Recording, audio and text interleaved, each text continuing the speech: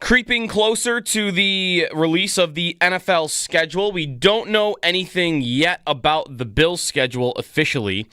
Josh Allen expected to go on the Today Show tomorrow morning, so that might be the first chance that we get. We'll see if we get anything today, though, as international games will be locked in officially, although we seem to have all of those games, and one of those would be Pittsburgh hosting Minnesota in Ireland. See if that gets confirmed by NFL Network a little bit later on this morning. Again, tomorrow at 8 p.m., though, is the official schedule release.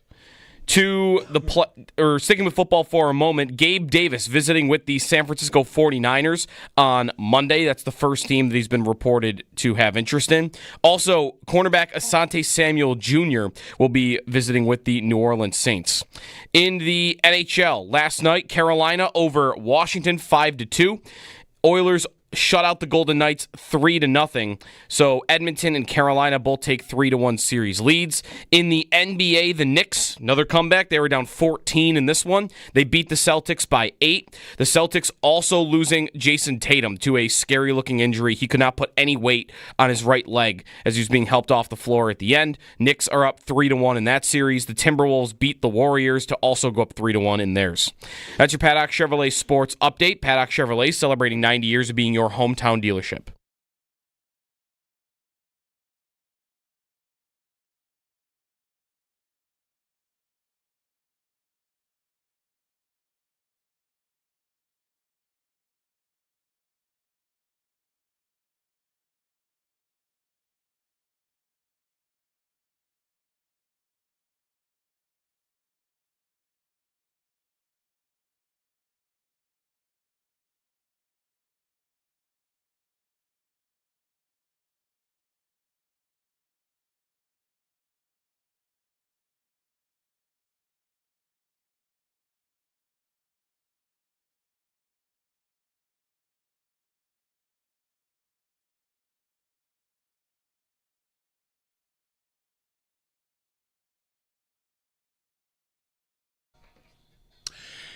We should do the show outside.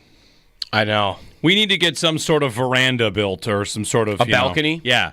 So we could just sit outside. Ooh, what could a balcony? I don't know if that tree could stay, though, unless you wrap it around the right. Yeah. Think how good the show would be if we could just sit on a patio overlooking a putting green and just do it from there. Outside, cup of coffee, sun's coming up, beautiful sun. So you just want to do the show from a golf course? Well, just outside. Is what you're saying. The place well, you put a putting green in. I did in somewhere. I mean, I don't want to do it at an intersection. So, right. Someplace quiet, a park. Yeah. But then a place where people would not be mad if we were just sitting here talking about the Bills' schedule. Give me some birds chirping in the background. Should be some good show sound. Sure, we could do my backyard for all I care. Josh could just play bird sounds and not tell anybody, and they might think we're doing it outside. That's actually not a terrible idea. That might improve everybody's mood. Yeah. To play just park SF sound effects in the background. Last week we talked to Dane Smith of the Bandits, and you could hear birds chirping during the interview, and it just sounded nice. Yeah. So maybe we should do it. Work on it, Josh. Which birds? How many bird calls? How many bird calls do you know? Oh no, I'm gonna be bad at this. None. Okay. A seagull. Yeah, I know a seagull. I could definitely spot a seagull. All right, good one. Or a hawk. What an answer. I would know a hawk screech. The red-tailed hawk. Yeah, very famous screech. Like the easy ones. A crow, maybe. Okay. That's easy. We've established that you know those calls. Yeah, the big birds.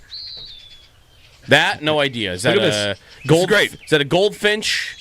A goldfinch? Is that a cardinal? I know a cardinal. I can tell you a cardinal. Yeah, you could? I can identify a cardinal every time. Okay. That might be the We should maybe test only one. We should test this later. Oh, absolutely test the cardinal. It's very easy, very distinctive sound, very distinctive call. Mm-hmm. In fact, sometimes in my backyard, am I the only one that does this? I whistle back to the Cardinals, and I tell myself in my head that we are talking. Yeah. Wow. The Cardinals probably like this. Look at this idiot. He doesn't speak Cardinal. Look at this idiot. They respond. He's yelling at you that you don't actually speak Cardinal. I recognize your accent. This has What are you some. saying? This has some running water in it too. We got like a little spring brook or something. I don't think this is a bad idea. This is like someone's like hike, and then there's like waterfalls. It's really nice to watch, actually, too. This is good. But see, this is just making me want to be outside more now. Which we're not actually. No, we're not. So, this is almost torture. We should do the show outside. It's nice out there. Yesterday was beautiful. And today's going to be nice until maybe midday. Might rain a little bit later this afternoon. 2, 3, 4 o'clock. Whatever. Really is one of my favorite parts of doing the show from training camp. Outside. Yeah, just being at Fisher, just because we're outside. That's it. It's nice. Except for that one couple times that it'll be downpouring. But yeah, the we're usual, under the pavilion, so. Fisher deluge. There's always at least one of those. There's one, yeah. That's right. Mm-hmm. Well, anyway, good morning. Jeremy and Joe, howdy. Hi, everybody. Welcome in on the YouTube feed if you're with us on the chat, or you are, hanging out on the app or on the airwaves or sitting out somewhere nice just listening on your own patio. It's beautiful outside. I have the updated slate for how the NFL is releasing games. okay. So yesterday they released Eagles and Bears games and an Arrowhead game, obviously. Today it'll be more games with the Eagles and the Bears today. So a couple more games for the Eagles, a couple more games for the Bears. And then on Wednesday, the NFL will reveal the full Eagles and Bears schedules. Yeah. And then also tell us maybe some of the other games. So that's the new. I didn't know that it was going to be, hey, everybody, here's the Eagles' whole schedule. Yeah. Because that's what this schedule reveal has been. And at the risk of being an idiot that on a Tuesday morning at 6 a.m. complains about the order in which games are released, someone explained to me how it makes any sense for a network to be like, hey, here's our big announcement. We got 2 games in December.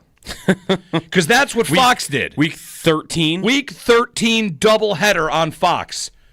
Great. That's just very weird. What is this, a dermatology appointment that I got in 9 months? Who cares? Why aren't they revealing just September games? Just week 1. How about we get week 1 out How of the about way? week Yeah. 1?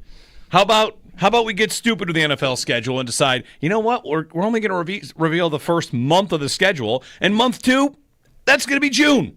Yeah. And month 3, July.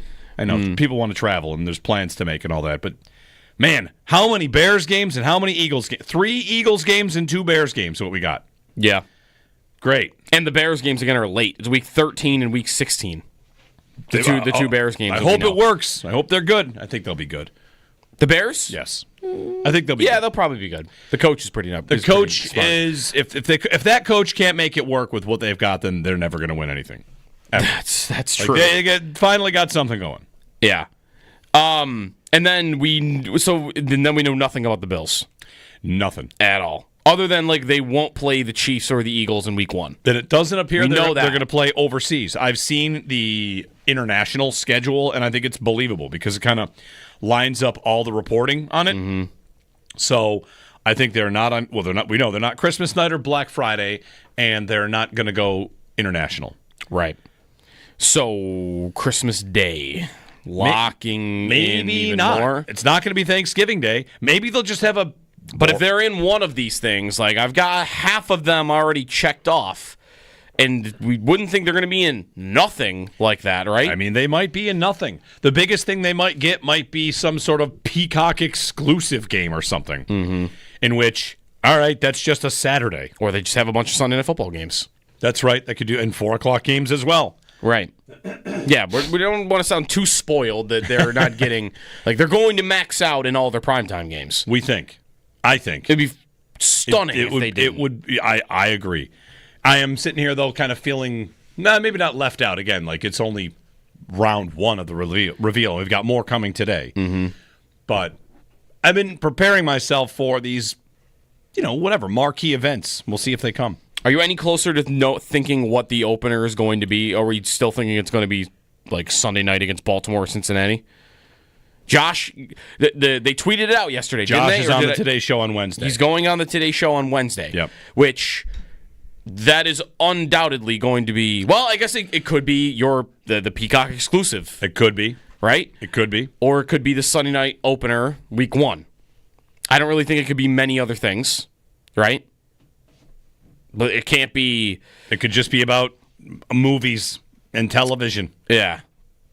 Could just be an interview. Just about the Sinners, the movie that his fiance is in. Yeah, maybe.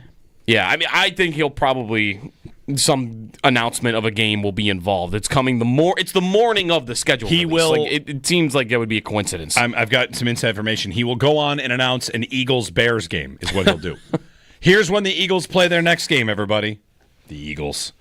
This is why I hate the Eagles. You're right back to your Eagles. I'm right back to it. Why not? I mean, they won the Super Bowl. I'm there until they play the Chiefs, and then I'm fine with the Eagles. But until you play the Chiefs, I was having a good time hating them.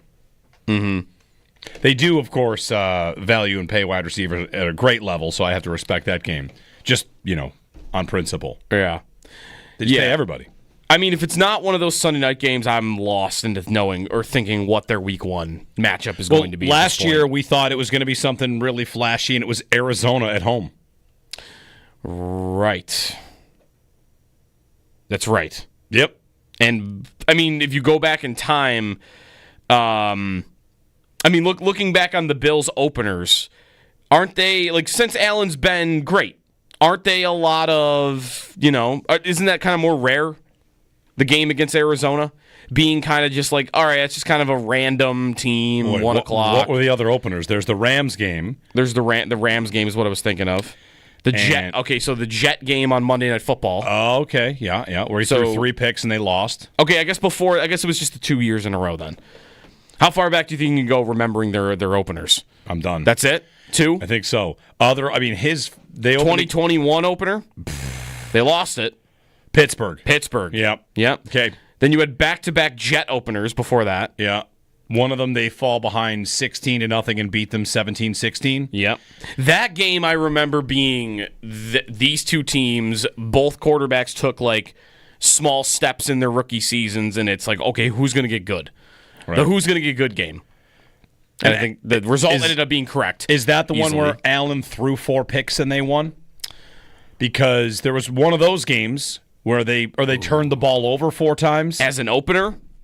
Might not have been an opener. Why were they down 16-0? I feel like they had turnovers along the way, and then they just rallied and won. Is that the one where Devin Singletary plays the first 17 snaps and they pass it 16 times, or is that 2020? No, that's 2019. Okay, 2019. Right. They threw. That's the game we're on. They threw every pass to start the game. Yep. Allen had 2 picks in that game and 2 fumbles lost. There you go. So four turnovers, and they won the game. They won anyway. Yeah. So we got a lot of Jet games in here. There, of course, is a Baltimore opener in here. I do remember that, 47-3. 47-3. That's the second Peterman game. Uh-huh. And now we're pre-Josh Allen. You go back to the Jets again. Tyrod. In 17. I don't remember that game. The Jets in 17, Tyrod, they are here. They are here. The final score was 21-12. The Bills lose. Who is I'm looking right now. I'm going to pull up the box score. Who is the Jet quarterback in this game? Chad $1 million if you can. I mean, it's a name you know, so it's not like it would be crazy if you pulled it out. But it's not Zach Wilson. They lost to Zach Wilson multiple times. No, this is years before. This is before Darnold. Right. Okay. So then it's going to be. Oh, who's in the middle there? I think he's a coach somewhere now. How about Brock somebody? Someone named Brock. A Brock. Unless his middle name is Brock, it's Josh McCown. Oh, yeah. Is the Jet Brock quarterback. McCown. I call him Brock McCown. There should have been a Brock McCown. Another Baltimore game in here, 13-7 in 2016. Yes, that's one where Robert Woods flashes open deep and Tyrod never sees him. Uh-huh. Maybe it's not Woods. Maybe it's somebody else there. But, yeah. Yeah, Indy in 2015. That's Tyrod, first game. Percy Harvin. Touchdown to Percy Harvin. And then I'm not sure. Oh, we'll remember last. That Indy team has Andrew Luck, I believe. Yeah. Yep. He's the quarterback. Okay. Chicago in overtime. Fred Jackson stiff arms Chris Conti into the center of the earth. Yes, he does. New England in 13. EJ's opener. Stephen Ridley has a fumble early in that game. Mm-hmm. See, he remembers these. Yeah, I do remember openers. The Jets, the Bills lose 48-28 in 2012. Mario's first game. where they go to New York and he complained about being held, and Chan said I think it was Chan, right? He said he was being double teamed, or Jaron, whoever it was, and he was he was definitely not being double teamed. Yeah. It was just the ball was out quick enough. Yeah. What else in here? Kansas City, you got a 41-7 41-7. That was Fitz throwing touchdowns to Scott Chandler, and all of Bill's Mafia saying like, "Whoa, are they good?" Yeah. 41-7. Fun day that day. I just want to keep going until you don't know one. Me too. Losing 15-10 to Miami. Trent Edwards on 4th down throws the ball away. And that's that game. And the Bills taking an intentional safety rather than throwing the ball on 4th down. That's how bad Trent was. I was sitting in the lower bowl that day. It's an opener, and the season ended that day because of Trent. Okay? And I think he got cut after week 2, didn't he? It was bad. Like, that was it. I don't think he really made it much longer than that. Okay. 2009, they lose 25-24 to New England. Is that McCalvin? Yes, Monday Night Football, 25-24, McCalvin fumble game on the road. Yep. McCalvin fumble game. Yep. 2008 against Seattle. Seattle, they run a fake field goal. Ryan Denny throws a touchdown pass. Okay. Or catches a touchdown pass. 2007, they lose to Denver. Kevin 15-14. Everett. Kevin Everett game. That's 2007? Yep. Okay. That's Kevin Everett. They lose to Denver, who runs on the field. And they sprint on Jason Elam. Yep. Time's running down. They sprint on the field. They kick it, and they win. 2006 against New England, lost 19-17. Ooh, McGahee thinks it's third down when it is 4th down on the road in New England. Jaron's is the coach. They had a chance to go up 2 scores. They go for a 4th and 1, and McGahee thought it was 3rd down. Did he do something that made it? He got stopped, but said it was 3rd down, and people were mad. Like, well, I don't know if he would have run it any differently. He thought it was 3rd down. It was 4th down. 2005 against Houston, 22-7. They win. Yes, J.P. Lossman's first start throws a touchdown pass to Jason Peters. Okay. This is not the Houston game where he threw a touchdown at the buzzer. That's in Houston. In Houston. Okay. That goes to Peerless Price. That's the game where Lee Evans had 2 83-yard touchdowns. Some of these games. So the scores in these games. 2004, they lose to Jacksonville 13-10 in the opener. That is Ernest Wilford catches it in the back of the end zone on a drive at the end of the game after Nate Clements is supposed to knock it down on a 4th and 12 prayer, and the Bills lose.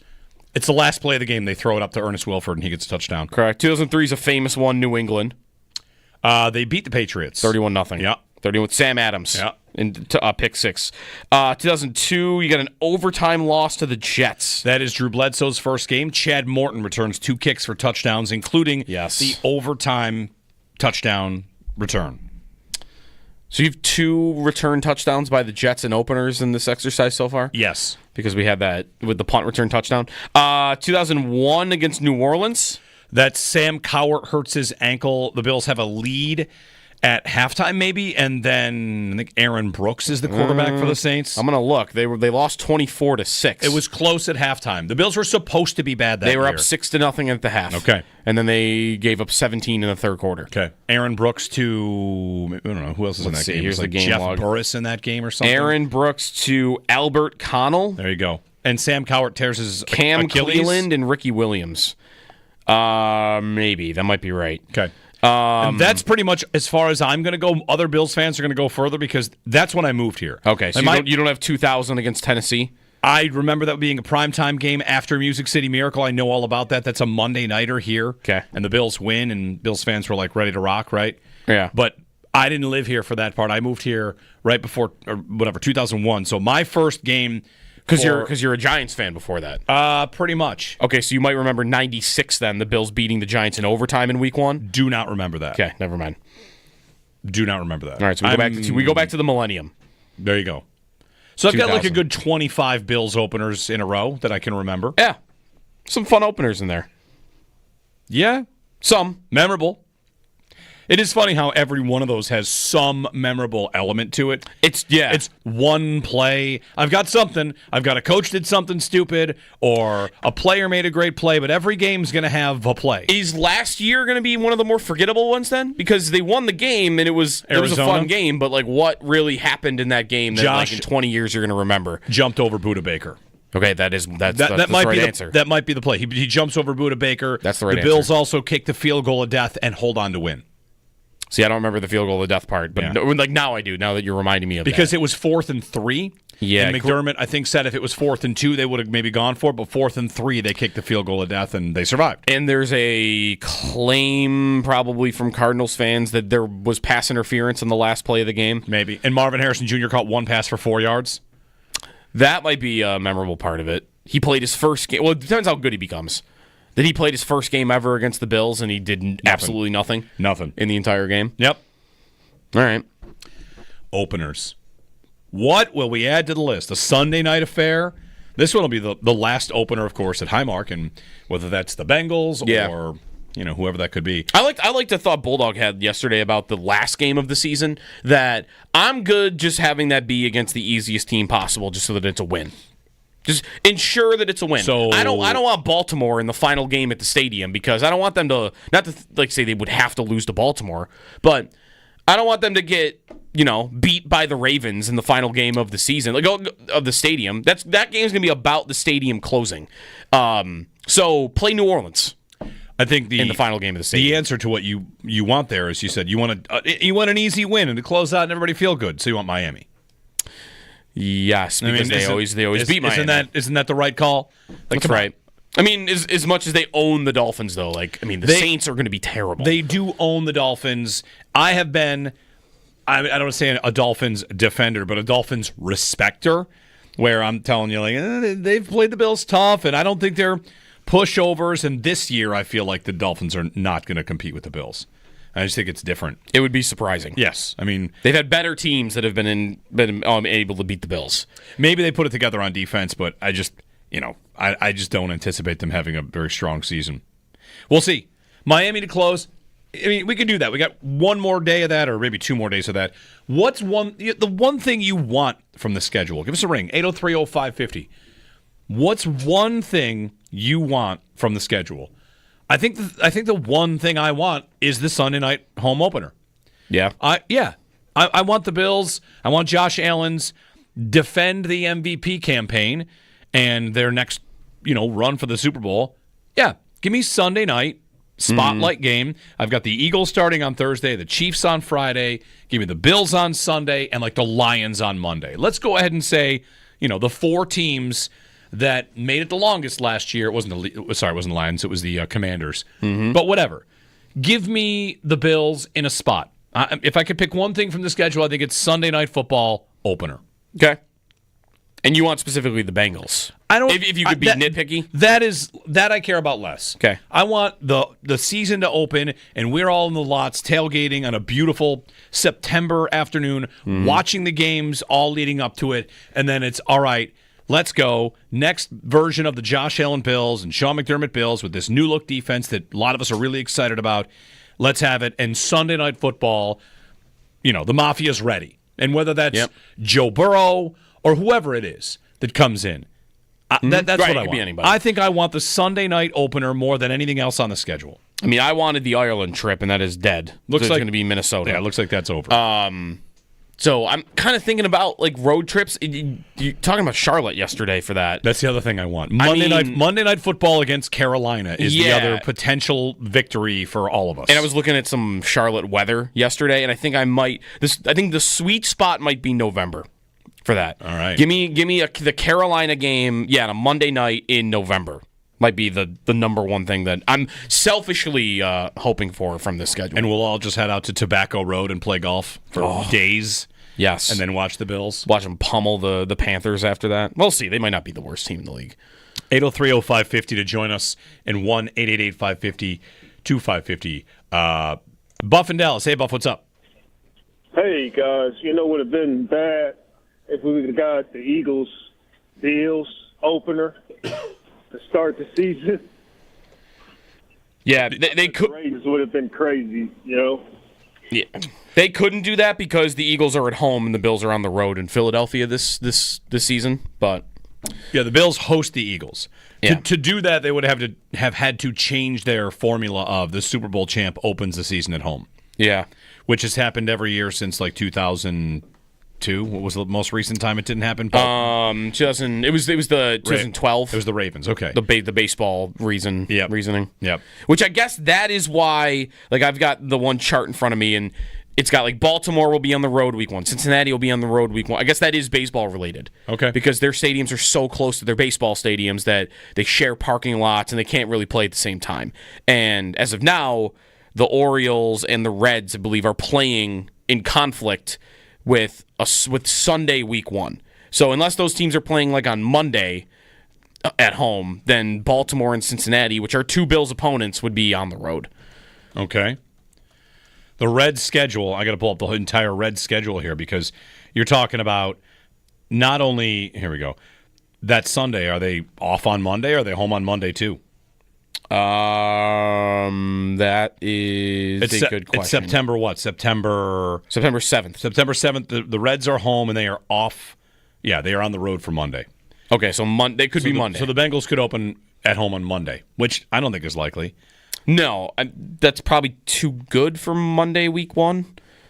Maybe. Right? I heard Raiders-Jaguars is an idea yesterday. Monday Night Football. Get Travis Hunter on Monday Night Football. There you go. Here's the other thing. We also do it where they have Monday Night Football doubleheaders, but last year that was week 2, not week 1. Right.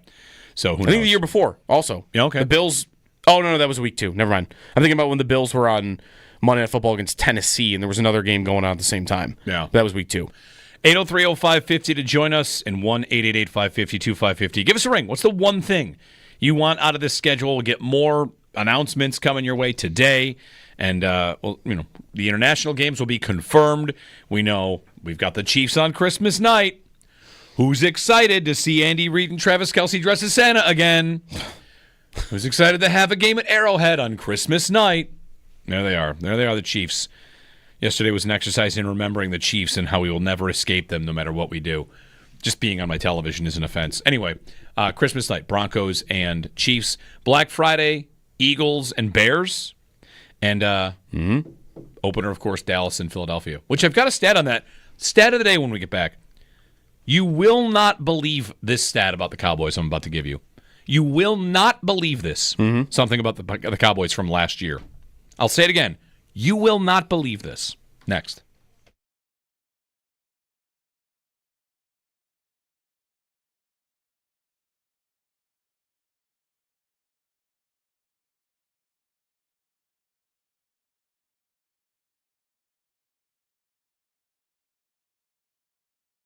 Here's the first question. When do we find our first Bills game? Monday, May 12th, NBC makes an announcement on the Today Show. Fox makes an announcement, and Prime Video makes an announcement. I really think there's only one spot for that one, and that's Prime. Because NBC will be the Thursday night kickoff game. Yep. It'll be Eagles and someone at home, whoever that is. Yeah. Then Fox will be what? Week 7. It's the Cowboys and the... Yep. Or something. Prime Video, May 12th, that's the first Thursday night game. Yeah. And that could definitely be the Bills. That could be the Bills. They did it where they were an early Thursday night game. Was that last year? Was it the Jags? I thought they played Miami on a Thursday early last year. Home. But they were on a Thursday early at one point, recently. Week 2. Week 2 against Miami.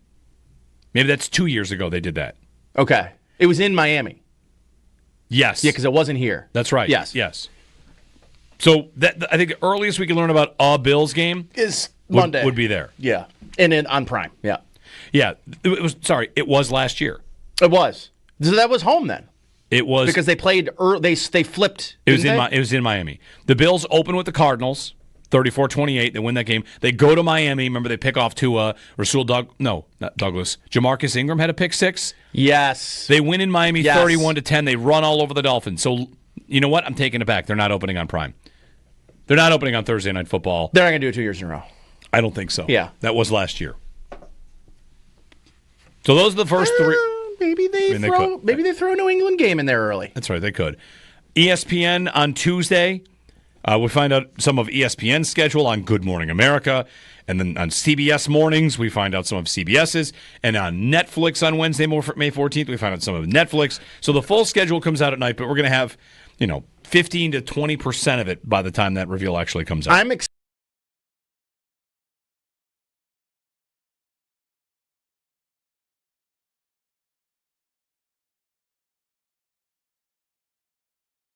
Someone explain to me how it makes any sense for a network to be like, hey, here's our big announcement. We got 2 games in December.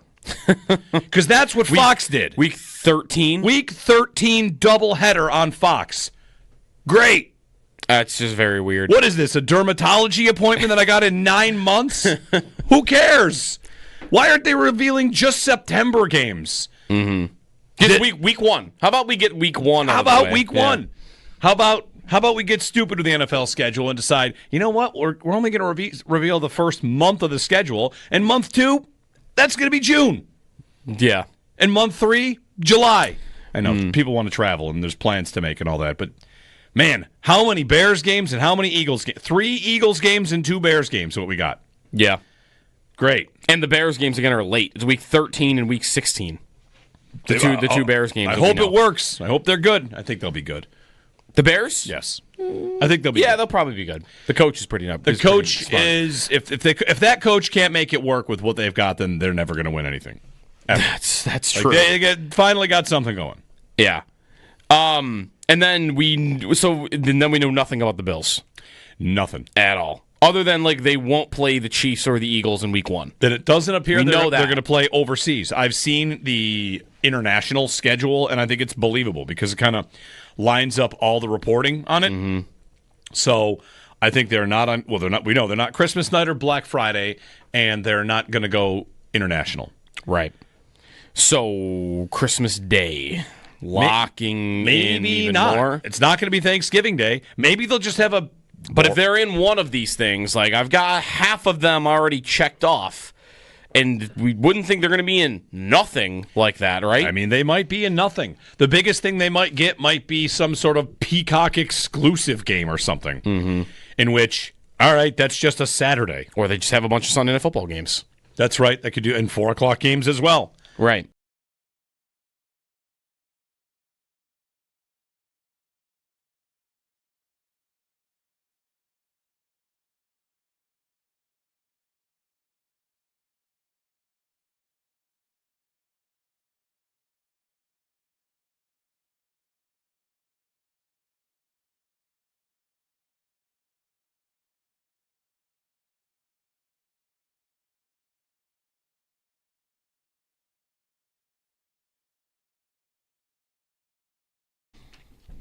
NFL schedule release day is tomorrow. We don't know anything about the Bills schedule just yet. We've had a couple of more games that have been unveiled. Yesterday, you had Fox unveiling a Week 13 game between Chicago and Philadelphia.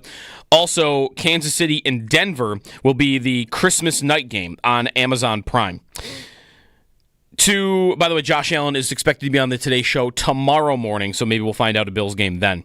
To hockey, last night, Carolina over Washington.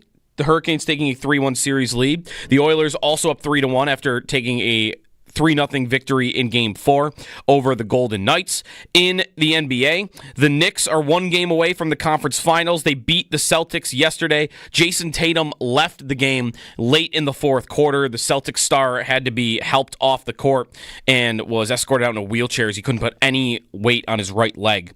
The Timberwolves beat the Warriors by 7, Minnesota leading that series 3-1. And last night in the NBA draft lottery, the Dallas Mavericks win the rights to draft Duke star Cooper Flagg with the number 1 overall pick. They only had a 1.8% chance to win that lottery.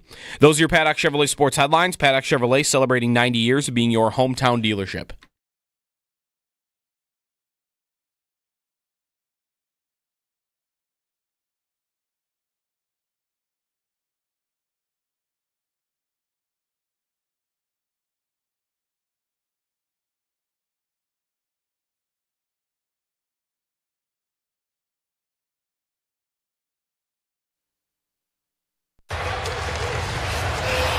Hurricanes nearly had a 2-on-1.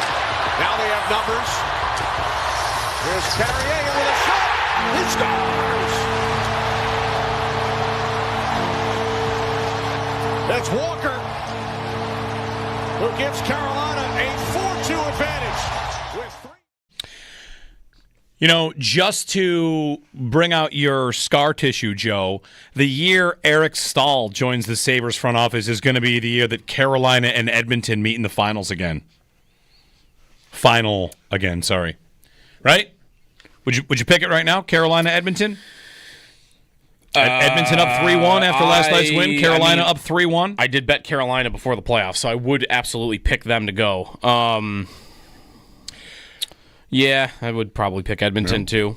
They're going to beat Winnipeg or Dallas. Yeah. And Carolina's got to get through Florida Can you or name Toronto. the 3 former Sabres that are on the Hurricanes?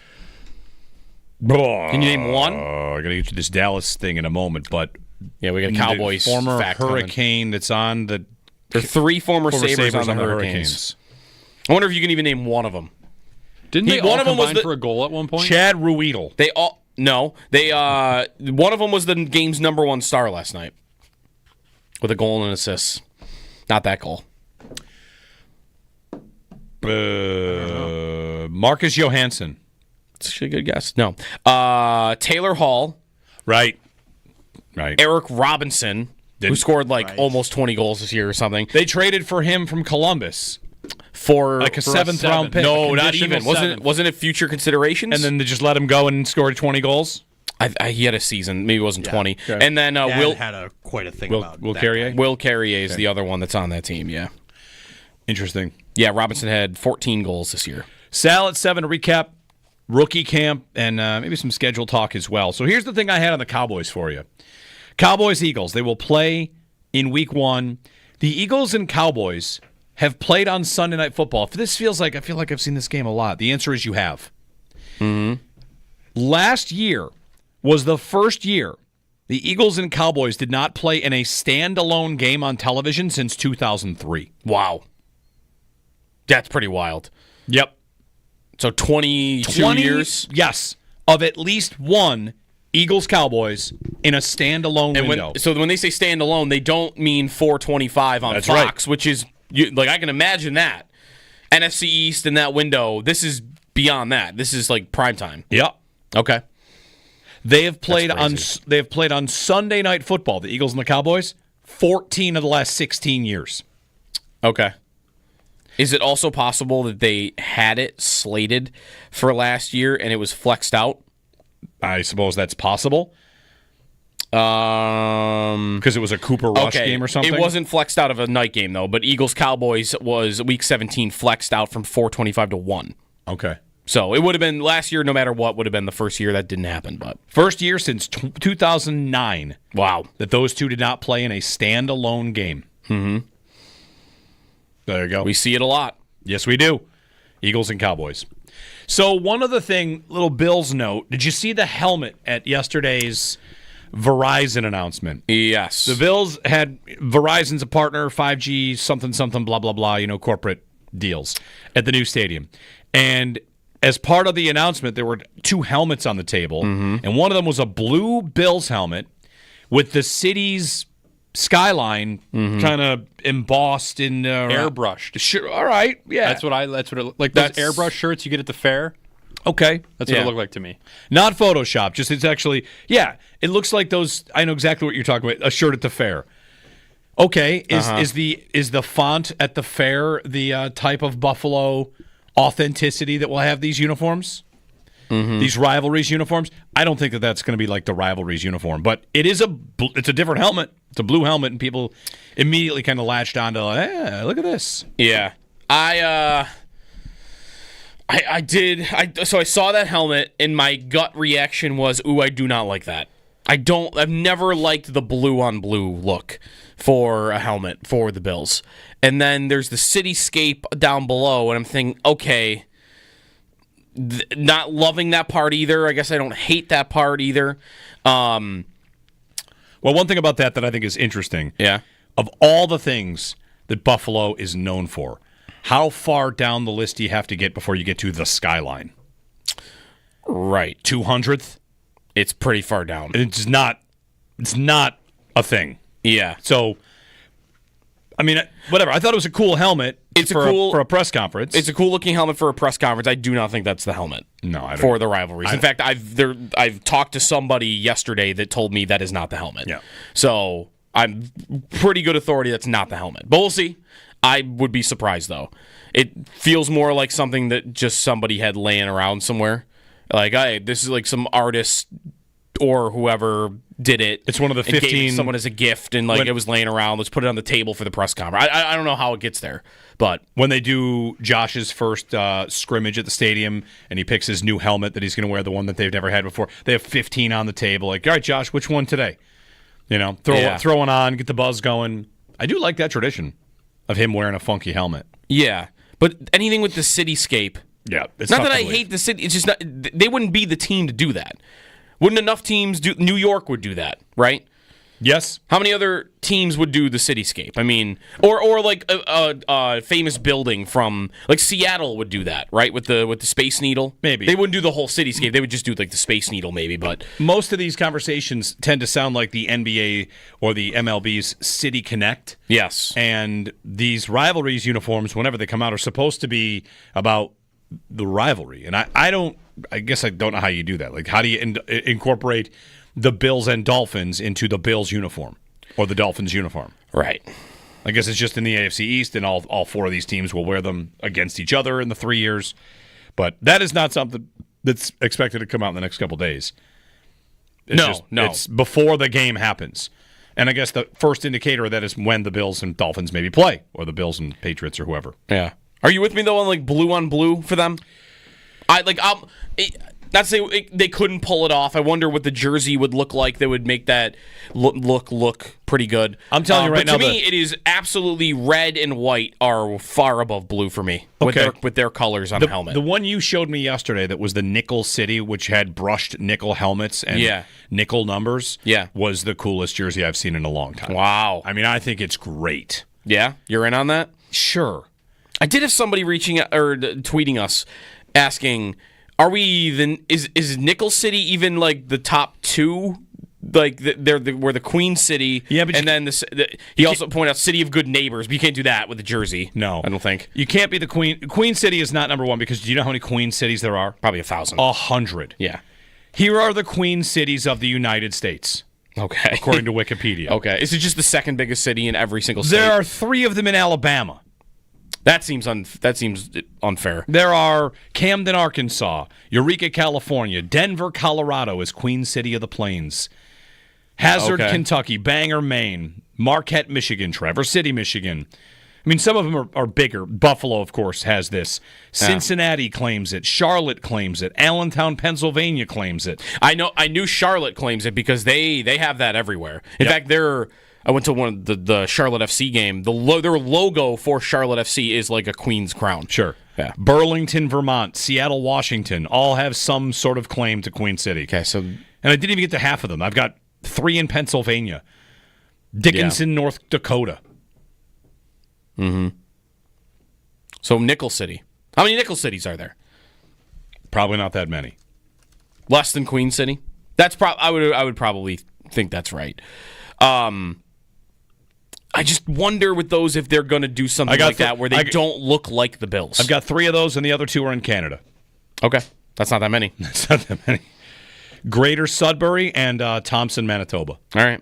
According to Wikipedia, which, of course, is always trustworthy. 803-0550. PGA Championship week at Valhalla. And they had some rain yesterday. Valhalla's a great, or no, not Valhalla. Quail Hollow. I said Valhalla because those two courses have something in common. 1, regionally, and 2, they're on a lot of the simulators. Like you go to the simulator, you can play Quail Hollow. That 18th hole that has a creek running right up the left side of it is pretty wild. That means we're coming up on the 1-year anniversary of the morning that was Scotty Scheffler getting arrested, which was one of the wildest live developing stories that I can ever remember. At Valhalla? Yeah.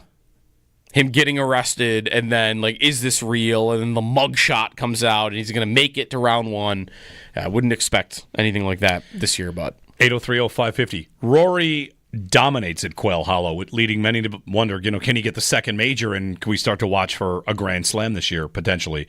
Because where the British is, as well, is a place he does very well. So The British being the Open Championship. You know what I'm saying.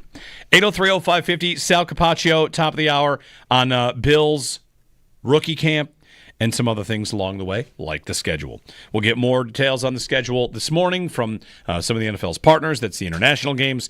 CBS this morning has an announcement, so maybe we get a Bills game along the way today. Full schedule is out tomorrow. Josh Allen on the Today Show. Deion Dawkins, part of the NFL's schedule release tomorrow. And Howard picks the Bills on Thursday, so you got that going for you. It's Jeremy and Joe here on WGR.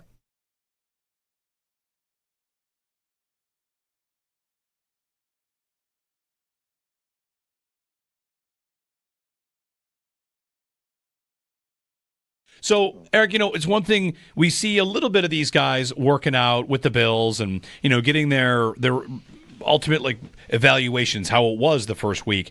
And sometimes watching them in practice, you see what you can. You've, of course, done a lot of work on the film. So let's go through some of this Bills class, because the highlight I saw of the weekend, it's not a catch, it's not this or that. It was really about Max Hairston and how he moves, and whether it's the speed or just the overall fluidity, the hip flipping. I saw a million tweets about hip flipping. And what are your thoughts on Hairston and his skill set, his strengths, what he brings to this Bills defense in his first year? I find his play fascinating, especially when you're talking his elite athleticism, the sticky feet, the change of direction. You saw all of that in those clips, and just simple things, like you said, just drills. And so, obviously, that type of athleticism at corner hasn't really been consistently in the Bills' defense. So I think, obviously, he adds a different dimension to that cornerback room. But I also love the entire story about him and Dorian Strong and that relationship, because you heard it in the clip you guys just played coming back into the segment. You can hear and sense the coachability of Hairston, not just by his coaching staff, but from other players, and with Dorian Strong and how they were working together. I found that probably the most fascinating portion of this rookie minicamp, because we know what Hairston can do from his film, from his athleticism and that standpoint. But to hear some of the coachability about him should really give Bills fans that excitement and hope that he can develop into what the Bills need at the corner position. How many bird calls do you know? Oh, no, I'm going to be bad at this. None. None. Okay. Seagull. Yeah, I know a seagull. I could definitely spot a seagull. All right, good one. Or a hawk. What an answer. I would know a hawk screech. The red-tailed hawk. Yeah. Very famous screech. Like the easy ones. A crow, maybe. Okay. That's easy. We've established that you know those calls. Yeah, the big birds. That, no idea. Is that a great. Is that a goldfinch? Is that a goldfinch? Is that a cardinal? I Bluebird? know a cardinal. I can tell you a cardinal. Yeah, you could? I can identify a cardinal every time. Okay. That might be the We should maybe test only one. We should test this later. Oh, absolutely test the cardinal. It's very easy, very distinctive sound, very distinctive call. Mm-hmm. In fact, sometimes in my backyard, see, this is. Am I the only one that does this? I whistle back to the Cardinals, and I tell myself in my head that we are talking. Yeah. Wow. The Cardinals probably like this. Look at this idiot. He doesn't speak Cardinal. Look at this idiot. They respond. He's yelling at you that you don't actually speak Cardinal. I recognize your accent.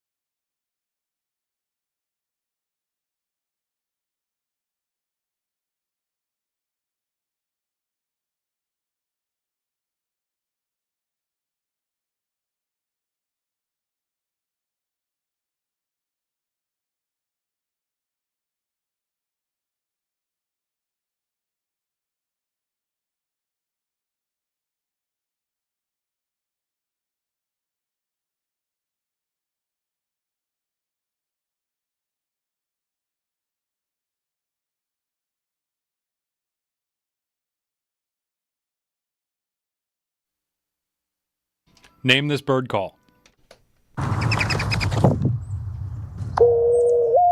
It's a morning dove. Morning dove. I knew that one. Nice. Well done. You knew morning dove? I knew morning dove. Maybe I would know. Like a barn owl, maybe. A barn owl. Listen, someone just turned on this station distinctive. for the first time in like 3 months, thinking like, let's see what they're talking about for the Bills' defense. And they heard us doing bird calls, and they're like, it's over for these guys. Wrap it up. It's over. Hey, the Mavericks won the draft lottery last night with a 1.8% Holy chance. cow. Hold on, America. I got to know. What do you want? Tanking or the chance that a playoff team that missed by a game gets the first pick? You have to pick. You can't be mad about a 1.8% chance winning and also be mad the team's tank and also pick a lane, America. Yeah. Are people mad, though, because of that? Or are they mad because this is like they got what was the there was a good tweet on this. Davis Maddock, Nico Harrison getting rewarded with Cooper Flag is irrefutable proof that nothing matters. There are no universal laws, no punishments for misdeeds. Talking about the Luka trade more. Sure. Like they didn't deserve the number one pick after making like the worst trade we've ever seen. Well, do you want to give out the number one pick based on who deserves it? Because who deserves it? Utah? Who deserves it? San Antonio? It's just funny. And then also Charlotte? Listen, if you are one that wants to believe in conspiracies and that the NBA is rigged, we have to talk about that later because this would be the team that you would pick. Yes, because they would have made an inexplicable trade and then be rewarded for helping LeBron by giving them the first pick in the draft. Or even just like getting Luka to LA. Yep. A big market. Yep. We'll help you out. We'll get you the number one draft pick. Yeah. Yep. Uh-huh. They don't do it live. They just have the cards there.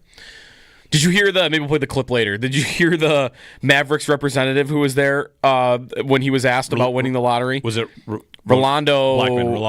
Rolando Blackman. And he gets asked about winning the lottery. He's like, it's been a tough year. It's been a tough year. I bet. Tough year. Yeah. Well, I'm ready to talk about the idea that it would be fixed. That'll be a fun conversation we'll have a little bit later. The Mavericks get the first pick, Cooper Flag. I saw some reporting that, it's like a McDavid lottery. It's like a Wembanyama lottery where some years it's better than others. He's a top guy. Absolutely. Top guy for sure. That one estimation was, I forget which NBA reporter had it, but an owner had estimated to him that winning that lottery was like $500 million or $1 billion. Schefter tweeted this, actually. Okay, that might be right. In franchise value. Your franchise just went up $1 billion. Right. Because you won a lottery. Okay. Yeah, this dude was, before he played at Duke, so maybe like a year and a half ago, he was at USA basketball camp, and it was like the incoming college guys just to like have a scrimmage against the USA basketball guys, and he's like lighting up the NBA superstars. Yeah. Scored like 30 in a scrimmage against them. Do you know? So he's going to be a stud. Do you want to know somebody that thinks that the lottery is rigged from time to time or all the time? LeBron. LeBron. Did he tweet? He tweeted a bunch of laughing face emojis, but then there's also a clip going around where he was on McAfee and saying, like, they pulled the number in LeBron James going to Cleveland. Really? Oh, yeah, that's right. He thinks that was rigged. He thinks it was rigged for him to go to Cleveland. Yep. So he thinks the lottery's rigged. And, I mean, doesn't that league get it more than anywhere else? By far, don't they? I mean, well, to be fair, there's only that in the NHL, so that's inevitable because the NBA gets more coverage nationally than the NHL would. But like, it's famous that everyone thinks Patrick Ewing was a rigged lottery, right? In 1985, right? Or however long ago that was. We'll talk about this later. Yeah, it's the same thing where people tell me that the officials want an NFL team to win, but they haven't decided which team until after the game's over, and then it's that they wanted that team to win. Like, okay, sure. There are 8 different NBA teams that could have won that lottery. We would have said fix. You could have said fix. Absolutely could have said it. Charlotte could have.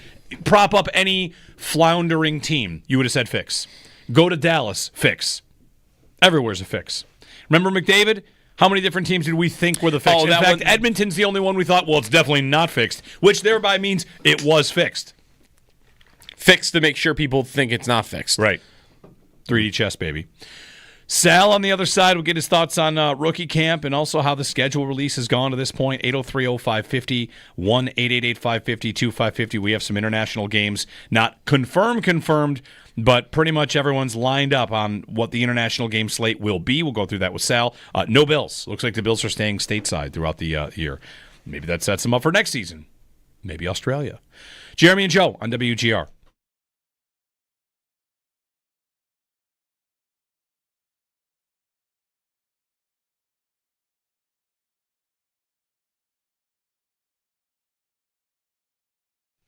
The Saints. What was the stat we had on them? They haven't drafted a quarterback in 50 years. Oh, they have not in the first round. Yeah. Right?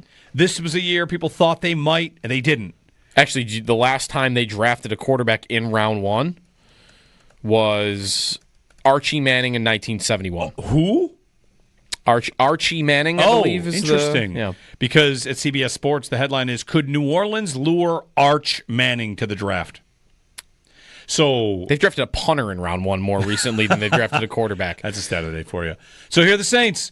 Hey, let's Derek Carr's retiring. We don't have to, have him throw for 3,800 yards and 26 touchdowns like he probably would have done. Instead, we will go to the bottom and we'll get Arch Manning. We'll convince him to come out.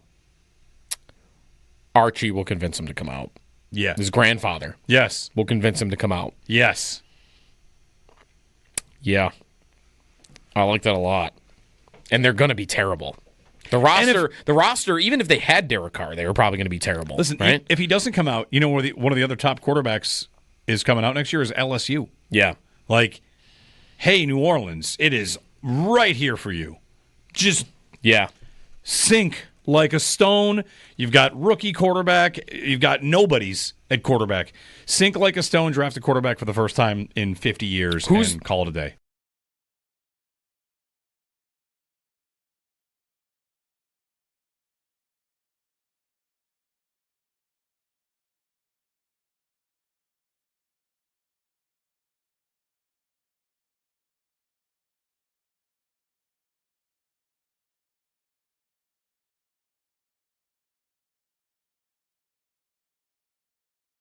Ian Hartitz had the breakdown of this. Running back carries inside the 5 for the last 4 years, 2021 to 2024. How many carries do your running backs get inside the 5-yard line?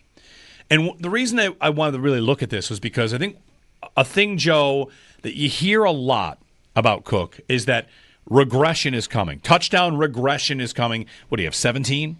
You're not going to get 17. 16? Okay. Yeah. You're not going to get that many rushing touchdowns if you're James Cook. So the Bills shouldn't pay him on that because he's likely to drop back a bit. And that might be true. But Ian Hartitz had this. So running back carries inside the 5. He has it broken down from the 1, the 2 to the 5, and then overall inside the 5 combined. And where do the Bills rank in running back carries inside the 5 in the last 4 years? I would guess not that high because of all the Allen sneaks. Correct. Not that high. Yeah. The chart was about the tush push and basically how how it has affected running back carries inside the 5. But one thing about this is kind of funny. Where do the Eagles rank in running back carries inside the 5? I would say the same thing, low. 3rd. For running back carries inside the 5? From the 2 to the 5, they give it to the running back all the time. But not from the 1. At the 1 is Hurts. Right. They have the fewest at the 1, the fewest, and the most from the 2 to the 5. Okay. Where the Bills have not a lot at the 1, that's where Allen's going to sneak it in. I was going to say, and from the 2 to the 5, they're kind of in the middle. So the idea that Cook is going to get a regression on touchdowns, I might be willing to buy that if he was getting a bunch of 1 and 3 yard touchdowns, but he's not. Right. He's not getting that. He is providing this offense a pop that other running backs don't. Like, think about this for Saquon Barkley. In the last 4 years, the Eagles have given the ball to their running back from the 2 to the 5 78 times. For the Bills, that number is 47. 31 carries inside the 5 to running backs for the Eagles, and yet they're the team that gets looked at as the quarterback steals all of the touchdowns. If you're running back for the Eagles, you're getting more carries inside the 5 than you are for the Bills.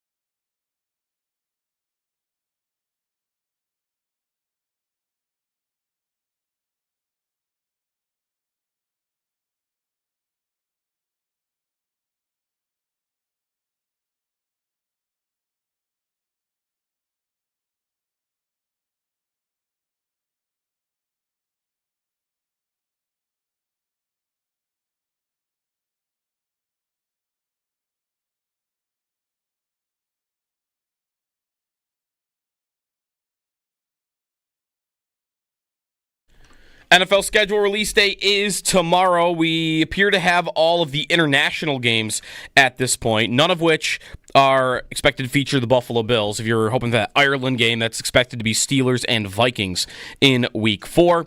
Josh Allen, though, at least from the Today Show Twitter account, will be on the Today Show tomorrow morning, so we'll see if we get a Bills game tomorrow. But officially, it all gets unveiled Wednesday at 8 p.m.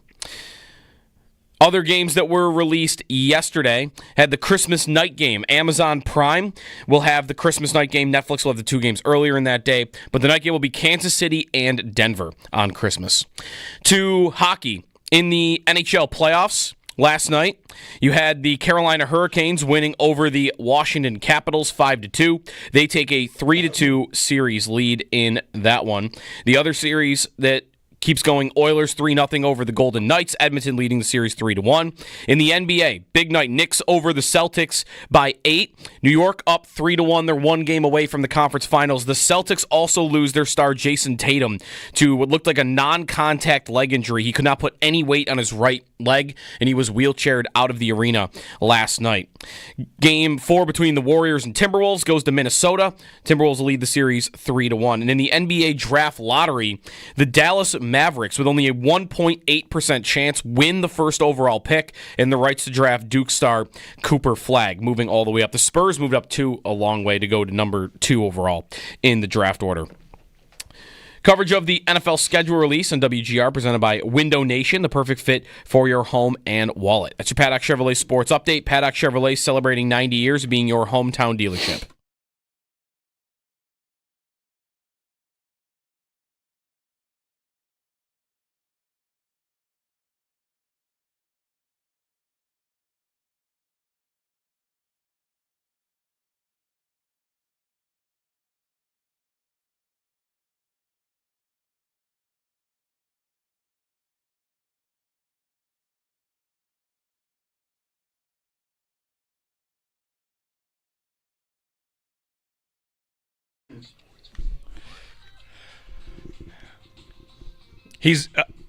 Are you, is the Capaccio copter on standby? Where are you going next, Sal? I did not hear that. You guys, I don't know when you talked about that. That's pretty funny. We did see each other. I did golf that morning. Yes. I know. And then I saw you. That was yesterday we talked about that. The Capaccio copter from Bill's rookie camp to scheduling headquarters and all these, secret locations. Anyway. Yeah, so I was at Delaware Park last night. Surprised I didn't see him. Max had baseball practice. I was out there, and we were walking the loop. We went early. He was riding his bike. It was beautiful out. So walked the loop. It was just beautiful. I love that time when it's just so nice out, and there's so many people out there walking the loop, Delaware Park, and there's golf going on, there's baseball going on. It just reminds you how great this area can be at this time of year when it gets warm. Yeah, everybody kind of comes alive. It's nice out there today. Might get some rain through the week, but we'll make do.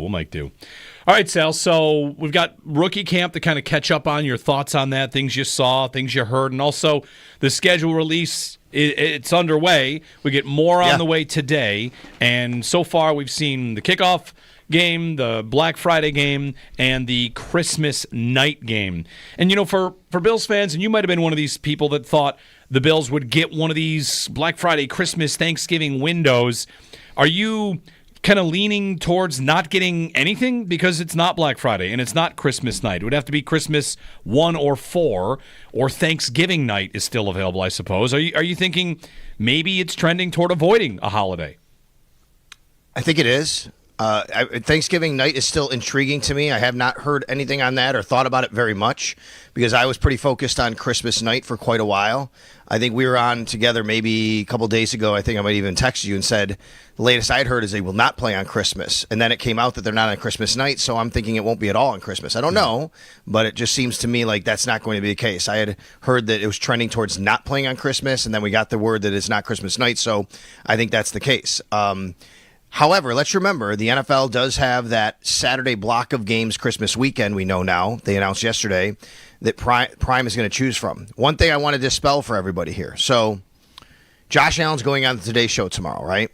Mm-hmm. And there's a lot of talk about, okay, he's going to announce they're playing on Saturday after Christmas at night on what was it? The Amazon Prime. The Peacock. I'm sorry, no. It's Peacock. My apologies. The Peacock holiday exclusive. Yeah. Is right. that game. Okay. But if you read the release, it says that game that night will be chosen from a pool of games later in the season. So no, I don't think it doesn't matter if it's Josh Allen or Patrick Mahomes or anybody. No one can say we're playing that night because no one knows they're playing that night yet. You know what I mean? Right. Like that's going to be a game chosen later. I do think it's possible still the Bills do play in that window, but we would know. And I also think it could be possible Sunday night that weekend. I just feel like there's going to be something to close the stadium out in the regular season at least, right? But I don't know for sure about that. Thanksgiving night is intriguing, like I said. So for a while there, you know, Matt Bowie and I would talk about this a lot on the podcast and talk about, okay, like we would think they'd get one of these spots. And then just over the last, I guess, week or so, just maybe longer, started hearing, well, maybe not that one, maybe not that one. So I don't really know what's left. They'll still be featured plenty in prime time, but maybe it'll just be in spots around the schedule that are a little bit less noteworthy, I guess. Coverage of the NFL schedule release on WGR presented by Window Nation, the perfect fit for your home and wallet. We get more games announced today, including the international schedule, and there's a lot of reporting on that one, Sal. It feels like the international schedule is harder to keep secret because team reporters out there know it. The Vikings, it's been weeks they've been reported they'd be going for multiple overseas games, and I've seen that a couple places, so it certainly looks like the Bills are going to be avoiding an overseas trip. Yeah, I figured that might be the case. We always talked about Dublin, but it always tracked as it was either going to be the Packers, and then for a while it's like, well, Steelers are going to probably protect the Packers game. Then we come to find out, and this is kind of new news, guys, that apparently teams can protect two games from going international when they're the home team. Mike North never said anything like that when we've had him on. Over the years, he's done that. And I don't know if the NFL ever wanted it out there, but it was reported recently, if you could look it up, that now there's, I don't know exactly who put it out there, but apparently it's true that teams can protect two games. I wouldn't be surprised, I don't know this, if the Steelers said, we're protecting the Packers and the Bills. The Bills have the MVP of the league. It's a big game we'd like at home. We don't want to ship it overseas. So that leaves you with probably, unless you do a division game, that leaves you with Vikings and Seahawks, I think. Well, Vikings fit. They can go there. They can go to London back-to-back weeks. So it looks like all those games are getting slotted in for international, and the Bills won't be playing international. I mean, they're going to go back at some point. Maybe next year when the AFC is more of the road team in these games because of the extra game. That might work out for the Bills. Eventually, everybody's going to be going over it a little bit more. But, yeah, it looks like the Bills are not going to be going international, according to the reports so far that we've seen out there that look like it's trending that way. I did not know about protecting the games, Sal. Where I saw it was the Chargers and Chiefs, which has, again, not officially been announced for Brazil yet. Right? Like, that's another one of these international games. Should be coming this morning, though. Yeah, but the report was the Chargers did not protect the Chiefs as their opponent in Brazil, so that's why they go. Yeah, really interesting, right? That the Chargers wouldn't protect the Chiefs. Division game against them, right? The defending AFC champions. You would think they might want to protect that game. I mean, there's a lot of reasons to protect or not protect games, right? Think about it from a team standpoint. It's not just the opponent having a home field advantage you want. There's also business aspects, right? The Chiefs go to the Chargers every year. So if maybe the Chargers have teams where, okay, these teams don't come into our place every year, and when they do, they take over our stadium, right? Like when Buffalo comes, right? Buffalo goes to L.A., they have all these fans in there, maybe, something like that. I don't know. There could be a lot of reasons why you might want to protect one team or another team and say we want for the economy, for the business aspect of it, whatever, something like that. It is very interesting, but yes, I after what I've read, it appears as though teams can protect two games when they're the home team to go internationally of teams they don't want to play there. Right. That I wonder if the Chargers is just, hey, this team takes over our building all the time, and they would treat a division game differently than, like, I would imagine the Bills would ever want a divisional game that would be eligible to be taken. In a spot like that. Do you listening to you with Mike North, Sal? I was wondering about the Chief game this morning and where that might end up, not just for timing, but whether it'll be 4:25 again. Do you feel like that is likely because that is what they treat as their most watched window? I mean, it is. Yep. And even though they've had it there the same, did Mike even say this, that it's not like a birthright, that it'll be at that spot every single year, but it's been that way for a couple of seasons. Yeah, basically, they have to balance out to please the networks, right? The TV partners matter a lot. And you want to make sure that CBS gets, you're already moving a lot of games into prime time where NBC is going to have it at night, and Monday Night Football and ABC is going to have it at night. Then you have Netflix and you have Prime. So, you still want to make sure your main partners, your CBS, your Fox, wind up getting a lot of these marquee matchups. And that would fit really well for, Chiefs Bills. That would fit well for Eagles Bills for Fox, right? Something like that. We have talked before, guys, about how many of the four main teams we talked about with the Bills, Chiefs, Bengals, Ravens, Eagles, would be 1 o'clock on Sunday, and maybe none of them.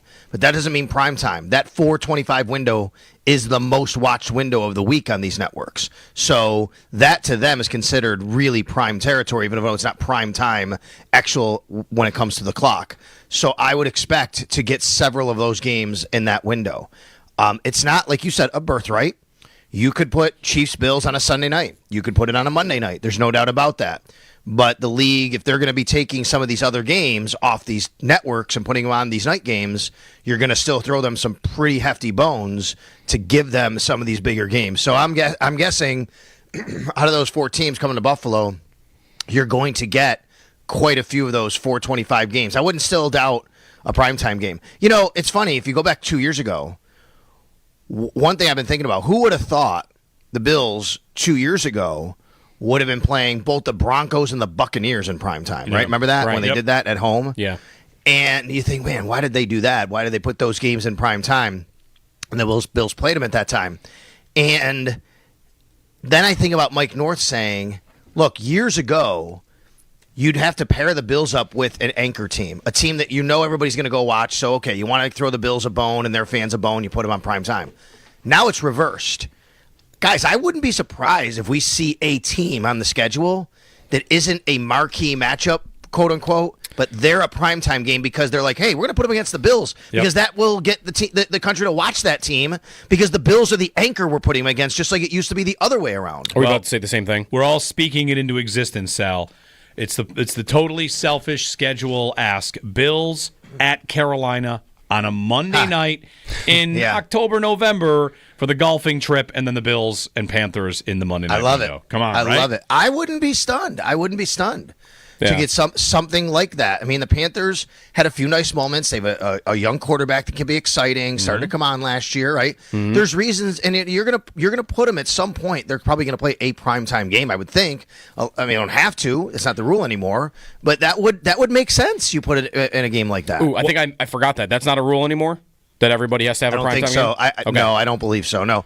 I think it works out where it pretty much happens anyway, Joe, but I don't think you have to do it. Gotcha. Sal, real quick before we get to minicamp, one more on the schedule in Mike North. What about games that don't happen a lot? We get Bills Chiefs every year. We get Bills Ravens a lot. Cowboys and Eagles. They've played in a Sunday night game every year outside of last year since 2009. Like, you get 2003, I thought, wasn't it? Yeah, maybe it was 2003. Yeah. But what I'm getting to is, like, Bills Panthers, teams that don't play each other a lot. Is there any appeal to the idea that, like, oh, these uniforms aren't matched very much? It's a fresh look. I honestly, like, I just wonder if there's any sort of, we haven't seen the Chiefs play the Cardinals in 8 years. Let's elevate that a little bit. I wonder if that ever happens. I think it does, considering who the teams might be. So, for example, I do remember a conversation several years ago with him talking about the Cowboys and Steelers. And, they played in the Super Bowl 3 times, right? You go back years, though. It's two very traditional teams with very large fan bases. They only play once every 4 years. Now, it can be a little bit more than that with the 17th game, but they only play once every 4 years. So when that happens, like, where you place them matters, because you're going to get your CBS or your Fox, depending on which network is home or a road, go, wait a minute, like, we only get this matchup once every 8 years, once every 4 years, and, like, where do you want to put that? And I always think about him saying that. So no doubt about it, it can matter. I don't know if it matters when it's two teams that, don't resonate as much, aren't as good, things like that, but I do think it matters for teams like that, Cowboys and, Steelers matching up. I just read, speaking of the Vikings going and playing the Browns in London, because it'll be Vikings at Steelers, it looks like, week 4 in Dublin. Sorry, Vikings in Dublin against the Steelers week 4. They stay there. They play the Browns in London week 5. And someone made the point, and I haven't looked this up to see, but it would make sense, that the Vikings actually haven't played in Cleveland since, whenever. And like, well, wait, that really sucks. They never come here. And I'm like, yeah, I don't think they care about that necessarily because it's Vikings and Browns right now, right? But I would understand the sentiment of anybody or a network, like for certain teams that go, hey, that's our chance to have that matchup we don't normally get. Right, maybe Bills and Eagles would be that this year. Okay. Right, yeah, right, exactly. Like, to consider they're both marquee teams, and you get them only once every 4 or 5 years, whatever. Sal, wrapping up rookie camp this weekend, you had all the Bills rookies in. The off-season programs continue. What kind of takeaways did you come away with watching some of these younger guys? Well, I wrote a few, observations, and one of them was Max Hairston is just such a phenomenal athlete, just on the hoof when you watch him. His hip flipping. You talked yesterday. You heard a lot about hip flipping. Yeah. And some of that was my video that I put out, and you could see it. He's running right down the line. Bam, bam, bam. Hips, hips, hips. Looks great. And then you could see he really has nice hands. When the ball comes to him, you can see him catch the ball with his hands. Doesn't get into his body. Little things like this that you can notice, and what made him such a great athlete and first-round pick at Kentucky. So you can see that. Landon Jackson is just a massive presence on the end of the line, on the end of the defensive line. He's just got this, he's got an NFL body. You can see it right away. When he stands there, you can tell. And, he's going in rookie minicamp against guys who aren't NFL veterans and these as big of bodies maybe as some of these other guys. So it matters even a little bit more when you see that. Caden Prather had a really nice day when we were out there. We only got to watch one day. He was catching a lot of balls. He was finding zones. I felt, that means he's running good routes. I do want to caution, though, and this goes to the Jackson Hawes point. Jackson Hawes was also catching everything. Jackson Hawes was like in on the first play. They threw it to him later on again. He just was catching everything. And, you write that and people are like, oh, my God, are they going to use him as a pass-catching tight end? No. Let's remember this. I want people to understand how this works. These are guys who now in rookie minicamp, like the draft picks, it's probably their only chance to get all these reps. So they're going to be using them a lot and throwing the ball to them a lot. Once Jackson Hawes is in OTAs with Dalton Kincaid and Dawson Knox and Zach Davidson, how many times are they actually going to be able to, how much is he going to get on the field for them to throw him the ball? Probably not very much. So guess what? Do it now. So that's why you see him at rookie minicamp getting all these throws. Same thing with Caden Prather. Like if you're the Bills coaching staff, you're not putting people on the field at rookie minicamp over Caden Prather because those people probably aren't making the team. You want this guy to get as many reps as possible right now, if that makes sense. Yeah. All right. Anyone from the UDFA pool kind of stand out to you or catch your eye? I asked Joe Marino about this the other day because that'll happen. Last year it was Joe Andreessen that makes the team. It can, but anybody is tough to kind of stand out because again, it's rookie minicamp versus something down the line. I would say I didn't see anybody that kind of stood out, and I'm like, oh wait, man, that guy looks really great. Mm-hmm. There was a name though that. I have him on the Extra Point Show the week of the draft. His name is Matt Jaworski. Matt is from St. Francis High School, and because we bring up Joe Andreessen, same kind of similar story where he went undrafted, but this is not just a local kid gets a tryout situation. He was the Patriot League Defensive Player of the Year. He went to Fordham, and he's got an NFL body, and he can play defensive end, and he's a bit of a tweener, linebacker, defensive end. But it was nice because we caught up with him because he's a local kid. He grew up in Hamburg, I believe, but went to St. Francis High School, and then he went down to Alabama for the last year of his senior year because it was COVID and they didn't have football here, so he did that. He went to Fordham. So just a story like that, you wouldn't be surprised if all of a sudden, you hear a player like that get signed because it's not just local. He also went to the Seahawks camp, but he also was a guy that put in, and had a very productive college career. So that is something that stood out. And then, one thing that was interesting was you look over to the side and there's all these specialists, and it's all guys that are just on rookie tryouts, right? They're not even really UDFAs that are signed coming in because the Bills have already specialists on the roster, and they're kind of standing off to the side doing their thing. And you're like, that's cool. They get a chance to be here, but, they're probably, once the weekend is done, they're off to somewhere else now. Yeah. Are they, I know there would have been a couple of tryouts for this, but where are the Bills at with punter? Right now, like, are they going to bring in another veteran body? Are they good with what they have? Do you think going into training camp? Like, how do you see that position? I think they're good with what they have right now, Joe, but I think it's a position where they would probably have a pretty short leash if they needed to, you know what I mean? And say, okay, we're gonna bring someone in if they don't like early on in training camp what they see. A couple of notes here, right? Number one, Jake Camarda is one of the punters. Jake Camarda actually was 4th in the NFL in yards per punt 2 years in a row. He's a young guy still. They went through a coaching change on the special teams side in Tampa, and after that happened, things started to not go well for him. They went through like 3 punters. This is like last year, at the beginning of the year. But if you go back to 22 and 23, Jake Camarda was actually very good as a young punter in the NFL, and he's on the Bills. And I think the Bills probably believe that he can still be very good for them. So I think he has the upper hand going in. Then you have Brad Robbins, who's been in the league a little bit as well. So I think they'll let these guys kind of battle it out, and we'll see where they go. But the other part of this is, let's remember, I mean, the Bills, A, don't punt that much anyway, and B, with the new rules, you're going to get even less punting, right? So I think it's one of those positions where if you want to maybe get away with having a cheaper guy, a younger guy, you know, I'm not saying that you just say you don't care about it, but maybe you don't have to think about it as much as you did before. And obviously holding's a big point. Make sure the guy can do that. We've talked about that many times. But it is a position now where it might be a little less valuable, to be quite honest, than it has been in the years past. When you say less punting because the new rule, which rule is that? So the kickoff touchback rule. Okay. So because kickoffs...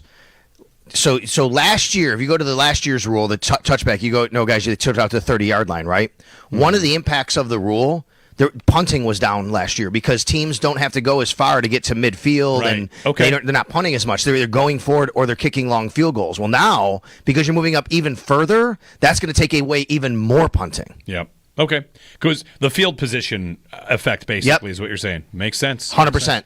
And the numbers bear it out. There was a lot of talk about that at the owners' meetings, Jared, which is Darren Rizzi, who's the special teams coordinator, who was part of that at the owners' meetings. Like, he went into detail some of the numbers, and they were pretty striking, like how much punting was actually down. By the way, Camarda, I don't know that this is something that would even get talked about until training camp. Camarda was the kickoff guy in Tampa. So I don't know that they have any desire to take Tyler Bass off of that, but he had 107 kickoffs in 3 years with the Buccaneers, so he's done that too. So well, there you go. I mean, yeah, and I don't know. I mean, a lot of strategy this year might go into the new kickoff rule and things like that, because what you're saying with the kickoffs, what they're going to do, and getting the ball where it is. But yeah, it's interesting to me that the punting aspect of the new kickoff rule maybe hasn't been talked about enough. Sal Capaccio on the Western Hotline as we recap rookie camp and also the schedule release. We'll continue on for that tomorrow. Thanks, Sal. You got it, guys. Sal Capaccio on the Western Hotline.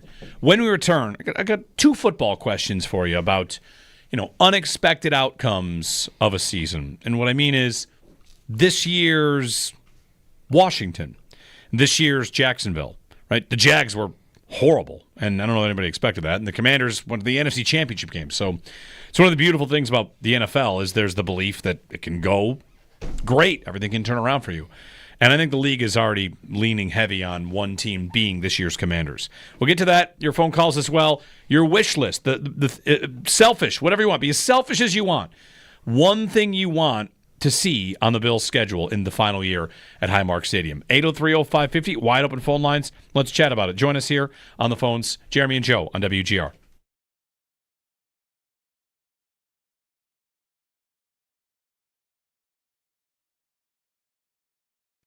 The Saints. What was the stat we had on them? They haven't drafted a quarterback in 50 years. Oh, they have not in the first round. Yeah. Right? This was a year people thought they might, and they didn't. Actually, the last time they drafted a quarterback in round 1 was Archie Manning in 1971. Who? Archie Manning, I believe. Is interesting. Because at CBS Sports, the headline is, could New Orleans lure Arch Manning to the draft? So they've drafted a punter in round 1 more recently than they've drafted a quarterback. That's a stat of the day for you. So here are the Saints.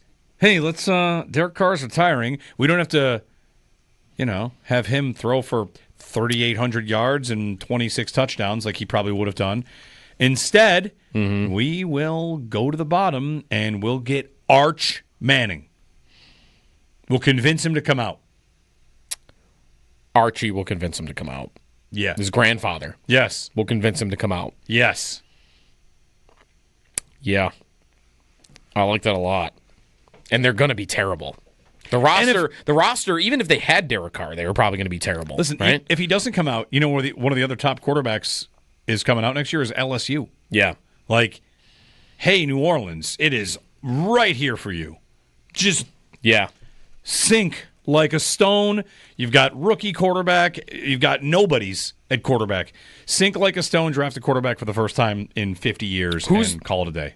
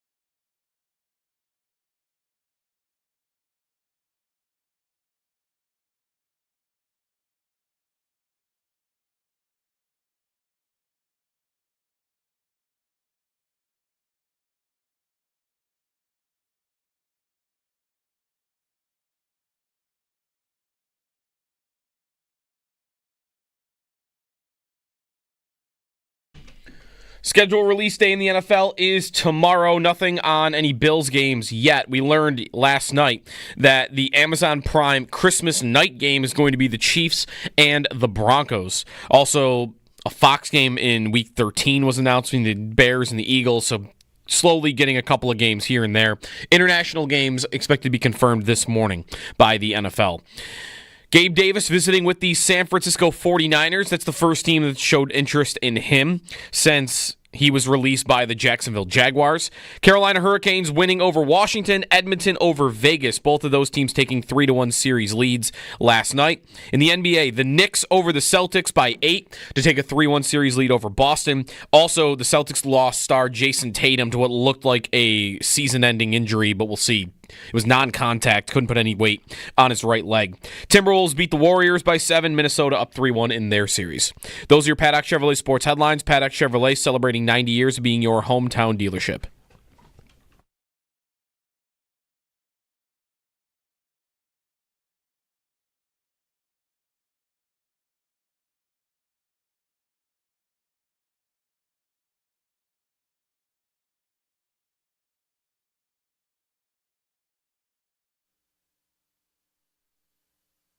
Kuminga 16 points, 8 of 8 at the line. 2 seconds left. Edwards, long three.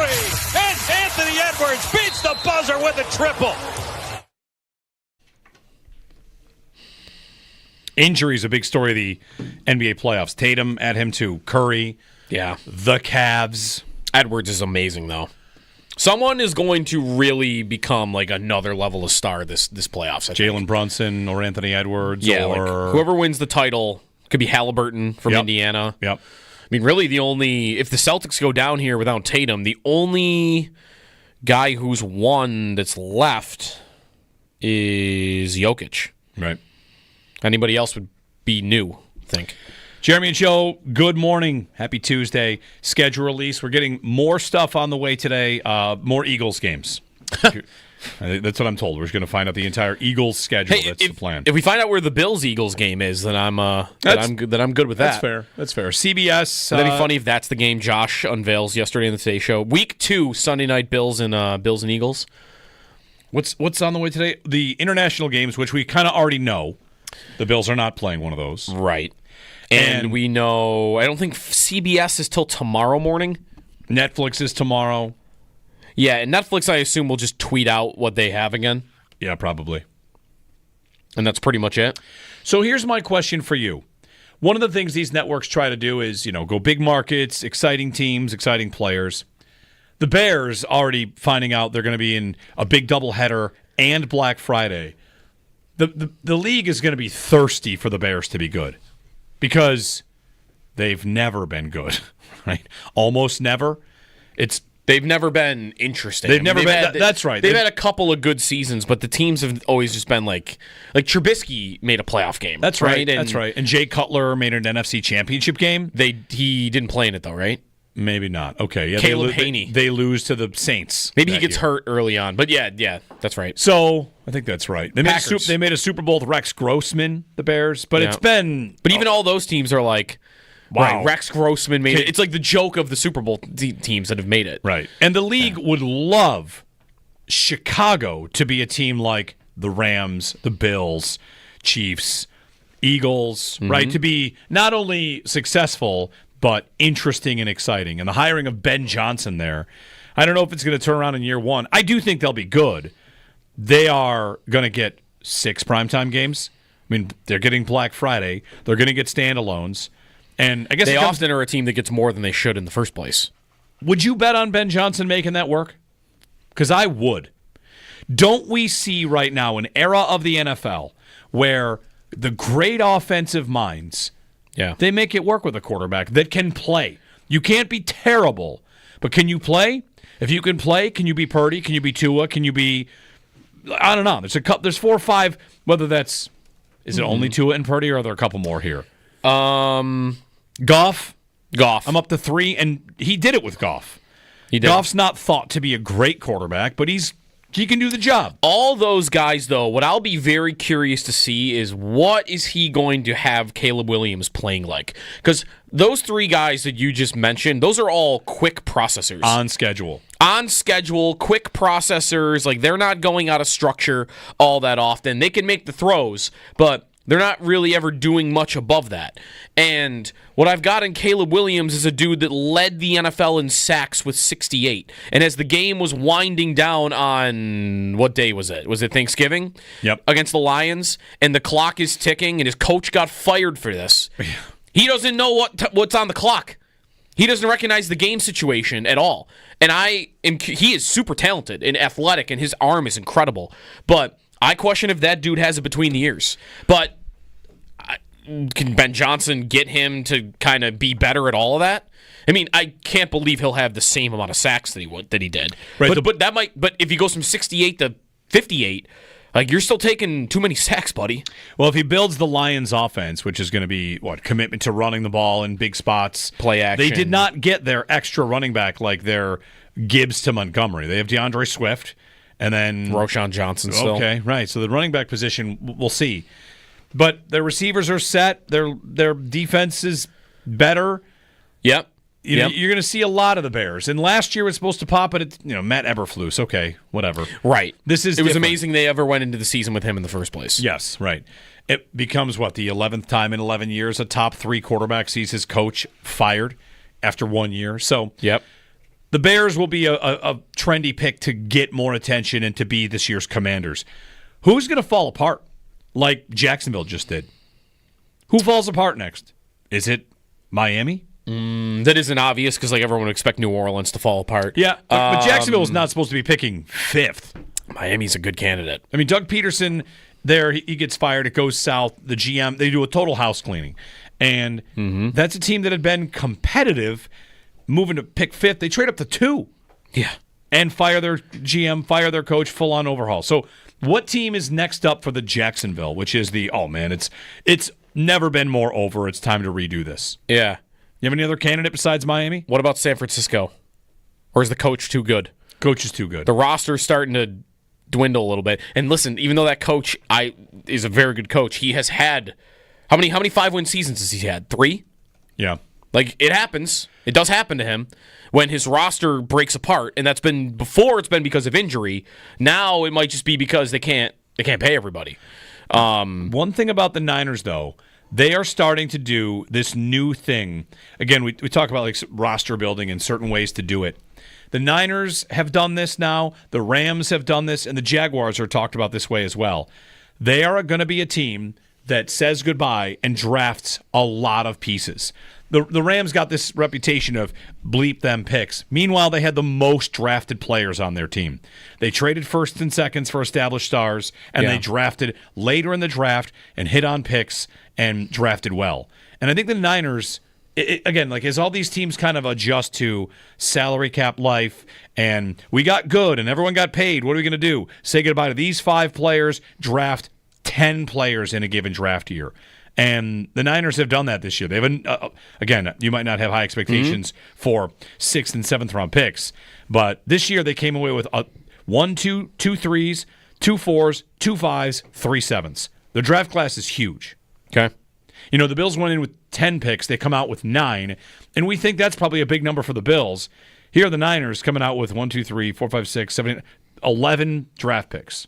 And the year before was a pretty healthy draft as well. And the year before, pretty healthy draft as well. So you just throw as many pieces as you can in it and wait for these guys to take jobs. It's kind of this idea that don't let some veteran placeholder hold a job for $12 million when you're not missing that much to give it to a rookie. Yeah. Now, though, I'll wonder, because the Rams, part of why that strategy works is they have a quarterback that is provably great in any situation. He can stabilize, right? Them. Yeah. All those years in Detroit where their rosters weren't perfect at all, and he's still putting up giant numbers and getting them into playoff races. And Purdy has been very good, but he's had near perfect rosters around him. And what does he look like if now it's a bunch of young guys that aren't stars? That you don't have the best yak receiver in the league anymore to throw screens to. And you don't have your number 1 receiver who's the best separator. I mean, he's coming back from an injury. Right, you don't know what version. And hey, guess what? Your superstar running back that was behind you. Oh, he just had a year where he couldn't stay healthy, and his Achilles now are big question marks. And, the backup that he even had was pretty good. Now they shipped him out, too. It's the Niners, I wonder what Purdy will look like if everything isn't perfect around him. So, all that being said, though, they are the co-favorites to win their division. So, I could see it, though. So, if it falls apart... If it falls apart, and it would be a surprise. Let me ask you this, because you're the number 1 Kyle Shanahan hater. If it falls apart and they have the 3rd pick, what are you going to clean house? You're just going to let him pick a quarterback. You'll let him pick a quarterback. Yeah, I think that's right. You'll let him pick a quarterback. That's what I would do. Again, though, he has had. I mean, He's had 3 6-win seasons and 1 4-win season. So in 8 years, half of his years are 6 wins or fewer. It does happen to him. But a lot of those years it is the quarterback injury or the whole roster around the quarterback. That was last year, right? Like Purdy stayed healthy, but everything around him tumbled down. So I like them along with Miami. Because Pittsburgh's too obvious at this point, isn't it? Just because it's the quarterback. I mean, Mason Rudolph, right. Rodgers, by the way, getting a little bit of life breathed into the Saints situation. Would Rodgers go to the Saints? Why would he do that, though? I have no idea. I wondered, a little conspiracy here, are the Steelers telling Rodgers, hey, don't, because I was listening to Mike North of Sal, and they're talking about how, we can't assume he's going to sign there by the time we make the schedule, and, that was impactful on maybe, the Packers and, other primetime potentials. Would they tell Rodgers, hey, just don't sign until after the schedule comes out, because then we'll get fewer primetime games, and then our schedule will be a little more consistent? But I don't think Tomlin plays chess like that. That would be next level. Right. That's not Tomlin-esque. Not willing to go for 4th and 1 at the 50.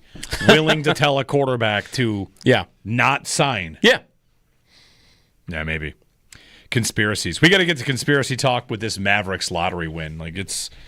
If you believe sports are fixed, today's a great day for you. It might be a good day. It's a great day. To give us a call, chat about it. We'll mix some of that in.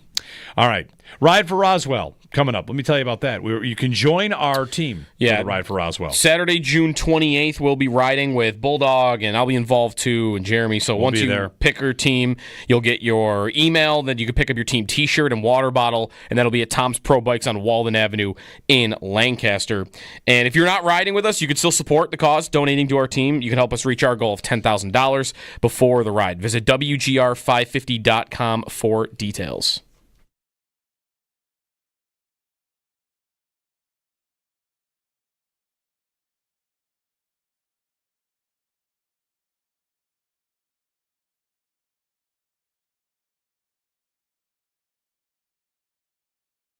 Someone explain to me how it makes any sense for a network to be like, hey, here's our big announcement. We got 2 games in December.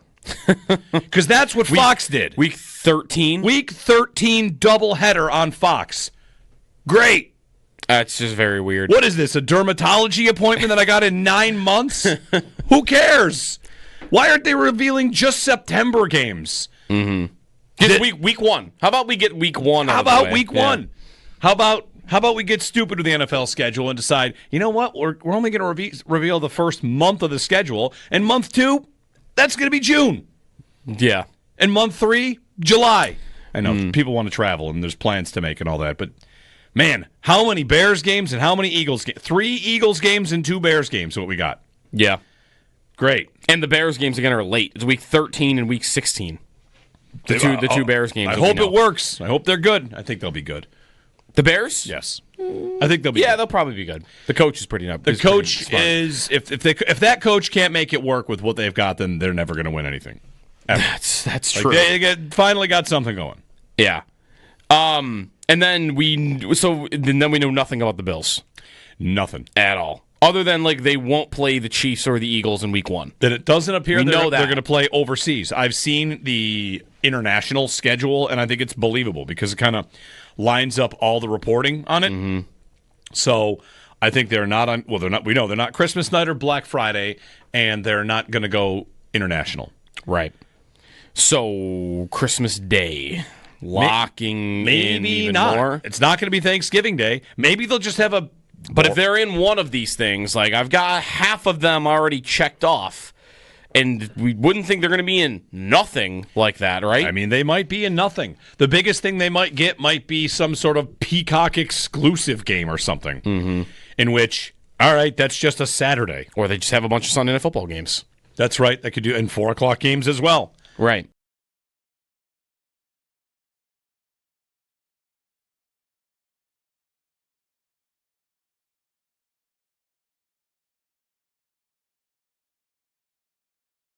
Sal, wrapping up rookie camp this weekend, you had all the Bills rookies in. The off-season programs continue.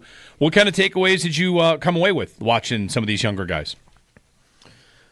Well, I wrote a few. Observations, and one of them was Max Hairston is just such a phenomenal athlete, just on the hoof when you watch him.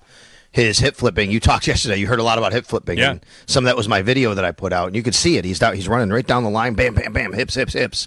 Looks great. And then you could see he really has nice hands. When the ball comes to him, you can see him catch the ball with his hands. Doesn't get into his body. Little things like this that you can notice, and what made him such a great athlete and first-round pick at Kentucky. So you can see that. Landon Jackson is just a massive presence on the end of the line, on the end of the defensive line. He's just got this. He's got an NFL body. You could see it right away. When he stands there, you can tell.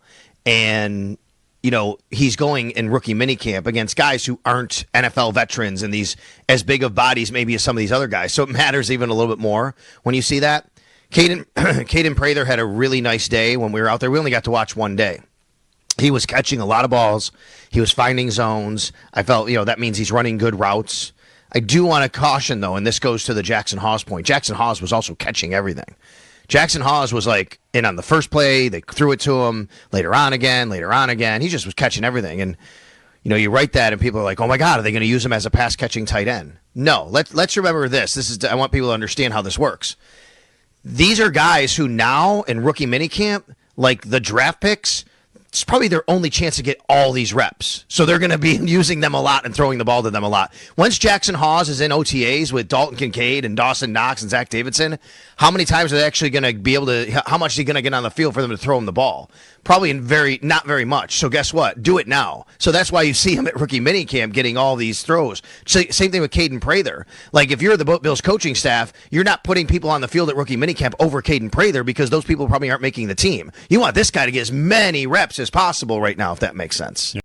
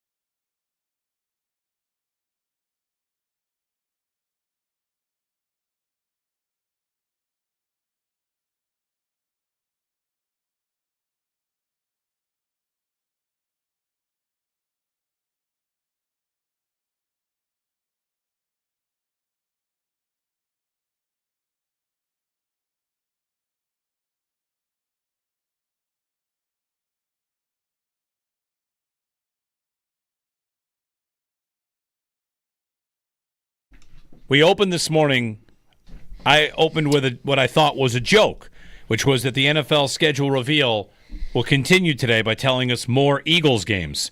And then that happened. Joe Buck and Troy Aikman on Good Morning America. Hey, here's your Monday night schedule.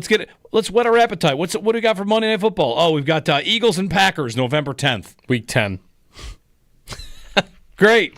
I think you jinxed it. We know 4 Eagles games. 4. Quarter of their schedule, basically. Great. We don't know a Bills game yet, but we know 4 Eagles games. Remind me next year to not even care. 3 of them are November 30th and later, by the way. Or, November and later. November 9th was the one that was just unveiled, right? November 10th. So, what are we? 3 November what on and earth? on Eagle games. What is this? Whatever. Then he was asked. They did win the Super Bowl, I guess. Okay. So I don't know. Congratulations. Yeah. I got every single network's only telling me when the Eagles play. Yeah. Josh is going to tell us tomorrow when Bills and Eagles is. That's the rule. That's right. When do you play the Eagles? The official release tomorrow. Meanwhile, Joe Buck did say a couple things. Asked about the rest of the slate. Mm-hmm. Said you're going to see the Chiefs, the Cowboys, the Lions. Those are some of the teams we're going to see a couple times, hopefully. And then said, when asked as the segment ended, who's your pick to win the Super Bowl? Joe Buck said, Buffalo. Mm-hmm. Buffalo finally wins the Super Bowl. He said. All right, let's hope. All right. I like their chances. I like their chances. Right? More than recent years? No, about the same, which is more than last year at this time. Okay, yeah, a little bit. I would say that. Yes, more than last year. This I would time. say that. Not more than maybe 2 years ago, but more than last year. More than last year. That's right. Yeah. They have added a lot, and they didn't really lose much. Last year to this year is not. Right. There's no story about who's the most impactful player that left. Mac Hollins. Well, this is a lesson in maybe a little bit of what the roster was. The guys that have left, if I put up a graphic of their departures, the top 3 names might be Amari Cooper, Rasul Douglas, and Von Miller, none of which have signed with a team. Yeah, right. Yeah. Their 3 biggest departures haven't signed anywhere. Right. They probably will, all 3 of them at some point, but not now. 803-0550, our phone number, and 1-888-550-2550. Stay tuned for another Eagles reveal. The international schedule. What will the Eagles be doing when these other games are being played? We're going to get their preseason schedule before we get anybody else's regular season schedule. Coming up next, where the Eagles will be watching the international games from. 4 Eagles games. Get out. All right, 803. This is the problem. This is what you run into when you actually invest in the ridiculousness, which is we're going to tell you one game. I get invested. Well, we know the Eagles won't be playing on Christmas, so. How do we know that? Because they'll be playing the Commanders on... I've got 2 games that are in pink on this graphic, which says that could TBD Saturday or Sunday. Okay. So they're either playing Saturday or Sunday, not on Christmas. 803-0550. Full schedule tomorrow. International games going to be confirmed today, and then are we done for the day? Was somebody else going to go today? No, I think that is it. Right. I mean, eventually we'll start getting real leaks. Right. Not schedule leaks are different though because they can come from anywhere. Yeah. So we'll see. 803-0550 to join us. 1-888-550-2550. Jeremy and Joe on WGR. How many bird calls do you know? Oh no, I'm going to be bad at this. None. Okay. A seagull. Yeah, I know a seagull. I could definitely spot a seagull. All right, good one. Or a hawk. What an answer. I would know a hawk screech. The red-tailed hawk. Yeah, very famous screech. Like the easy ones. A crow, maybe. Okay, that's easy. We've established that you know those calls. Yeah, the big birds. That, no idea. Is that a great? Is that a goldfinch? Goldfinch? Is that a cardinal? I know a cardinal. I can tell you a cardinal. Yeah, you could? I can identify a cardinal every time. Okay. That might be the We should maybe test only one. We should test this later. Oh, absolutely test the cardinal. It's very easy. Very distinctive sound. Very distinctive call. Mm-hmm. In fact, sometimes in my backyard, am I the only one that does this? I whistle back to the Cardinals, and I tell myself in my head that we are talking. Yeah. Wow. The Cardinals probably like this. Look at this idiot. He doesn't speak Cardinal. Look at this idiot. They respond. He's yelling at you that you don't actually speak Cardinal. I recognize your accent.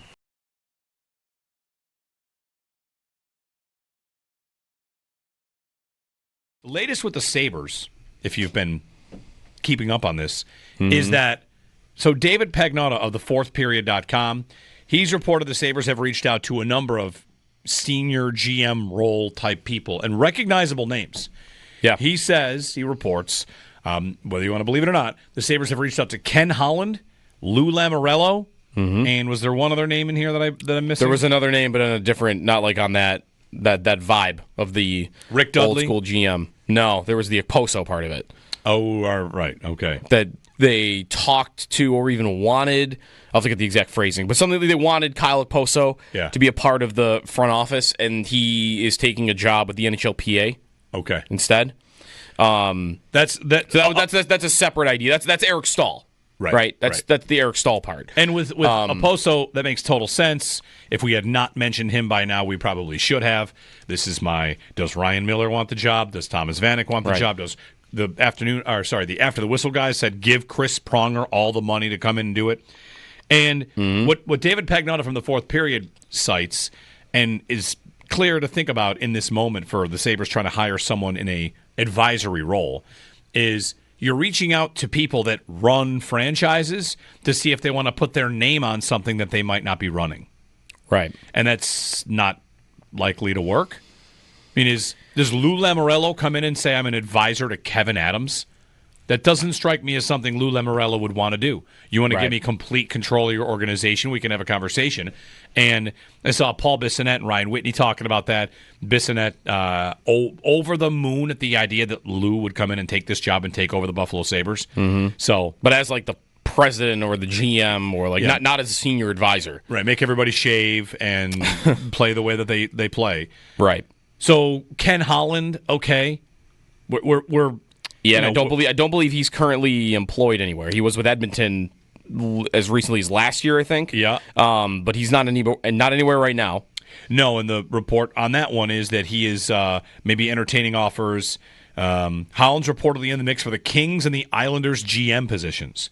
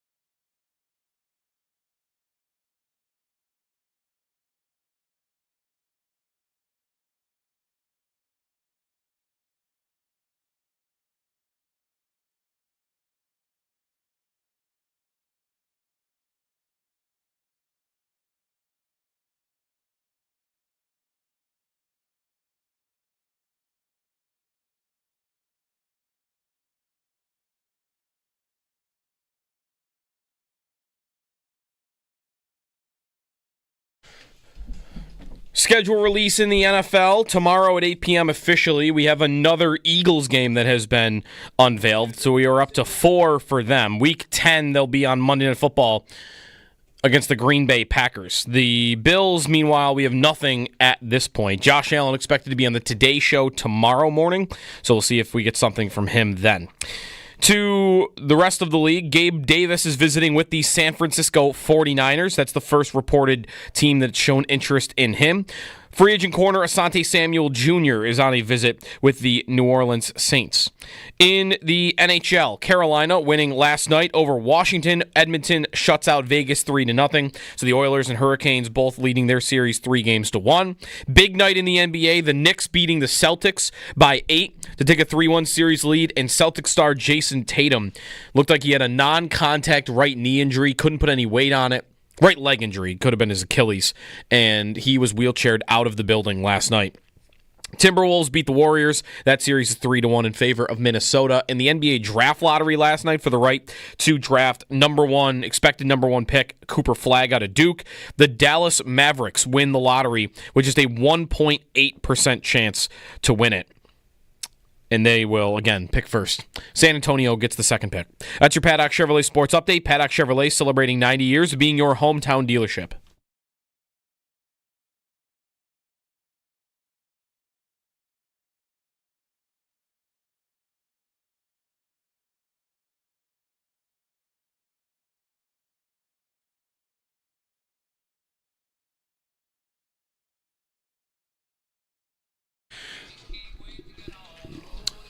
Hi, good morning. It's Jeremy and Joe. Had a beautiful sunrise today. Going to be overcast today. Some rain rolling in. And we might get Bill's schedule leaks. But announcements, looks like they're not going to get anything announced until the actual schedule release show. Or tomorrow, I should say, Netflix or a couple different ones that will tweet out some games. Maybe we get there. Yeah, maybe Netflix does that today. Maybe. The NFL schedule release has been absurdly just telling us who the Eagles are going to play in late November. So there's a Monday night game against the Packers, which Troy Aikman pitched as the tush-push rivalry game. Yeah. Okay. That's the storyline they went with. In November, get yourself ready for it's the Packers that have submitted that rule to ban it. He also said he expects it to be banned, which... I wonder if he knows, though. Yeah, I don't know. Is he just talking? Or does he know? Who knows? So, process of elimination, we know 4 games, 4 weeks, the Bills won't be playing the Eagles. Okay. So, I would expect that in the middle of the year somewhere. Yeah. So let's talk road trips. 803-0550. What do you want to see? You want to pick any opponent, any spot. Get selfish here with us. What you want to see. I also wouldn't mind for anyone that's been to some of these places because it is not the most incredible road slate. No. Houston, not Cleveland, Pittsburgh. Not trying to talk trash about the cities, but you've probably been to Cleveland or Pittsburgh or, if you haven't, whatever, you could choose that. I've been to games in Cleveland. Houston is on the schedule. Atlanta and Carolina are not bad, but it's not Seattle. It's not New Orleans. It's not Vegas. Some of the games that, through the pandemic or whatever, there were some games you might have missed. Arizona, San Francisco. Like next year, you get Green Bay, Vegas, Minnesota. Like you get a little bit more of a unique schedule, I feel like, for that than this year. Because this year, Houston, you just had that opportunity 1 year ago. Yep. And Cleveland, you always have chances, right? And it's really Atlanta and Carolina are the unique, hey, you don't go there that often. Allen's never played either of those stadiums. Right. But, again, Charlotte, a lot of transplants. I expect there'll be a ton of Bills fans at that game. And if you're interested in doing, a golf trip like we are, then that becomes a really hot, I think, item on this road trip list. But, Atlanta, stadium's beautiful. Yeah. And I've never been there, but I don't know. I don't hear anyone oh, man, Atlanta on the schedule this year. Let's go. Could be fun. Is Atlanta the number one city in the U.S. that people have been to the airport but not the city? Yes. Yeah, that and I've been to the Chicago airport, I feel 9 times, and I've never actually really been to Chicago. Okay, I've been to Chicago. But a lot of people have been to Chicago. You know what I mean? More people are going to Chicago to go to Chicago than people are just, hey, you want to go to Atlanta this weekend? I don't know. I don't know if that's true. That might be right. Who's going to Atlanta? I don't know. I'm sure people go to Atlanta. It's a big city. It's just a very big airport hub, of course. I would like to see the stadium. Yes. Right? Like, in terms of getting to experience, like, that's a difference with Carolina. I've been to that stadium now for a soccer game in the last month, but that was never like, I got to go see, what is it even called? Everbank Stadium? Is that somebody else? Whatever. I got to go see Everbank is Jacksonville? Okay, you're right. Bank of America. I got to go see Bank of America Stadium. No one's thinking that about the stadium itself. Cleveland, kind of the same thing. Like, I guess the one thing about, if you cared about, hey, Bills are getting a new stadium, maybe I want to go see a palace that somebody else has, then Atlanta might be your trip.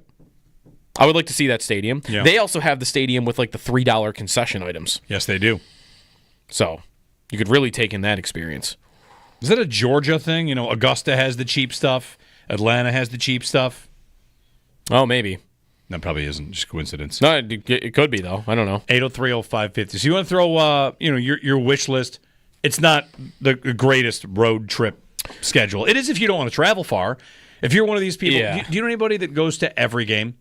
Or they spend a year and say, I'm going to go to every road game this year? No, I have a buddy that went to 12 of the 17 games, but I don't know anybody that goes to all of them. Like, all the road games? This would be a year where you could get it done pretty easily. Yeah, I mean, you're not leaving. Is this right? You're not leaving the Eastern Time Zone. Right. No, you are once. Houston. But still, like, it's as far as you got to go is Houston. Yeah, you're not going to California. Which, by the way, there was or probably a good point to be made. Joe Marino of the Locked On Bills podcast made this point with me that on our Bills Squad show. If you wanted an international game, this would have been a good year to give the Bills one, to make a mandatory road trip. The rest of the travel is super light. So, all right, I'll take my medicine and take one trip to London now, as opposed to, next year, you mentioned some of the places they're going to go.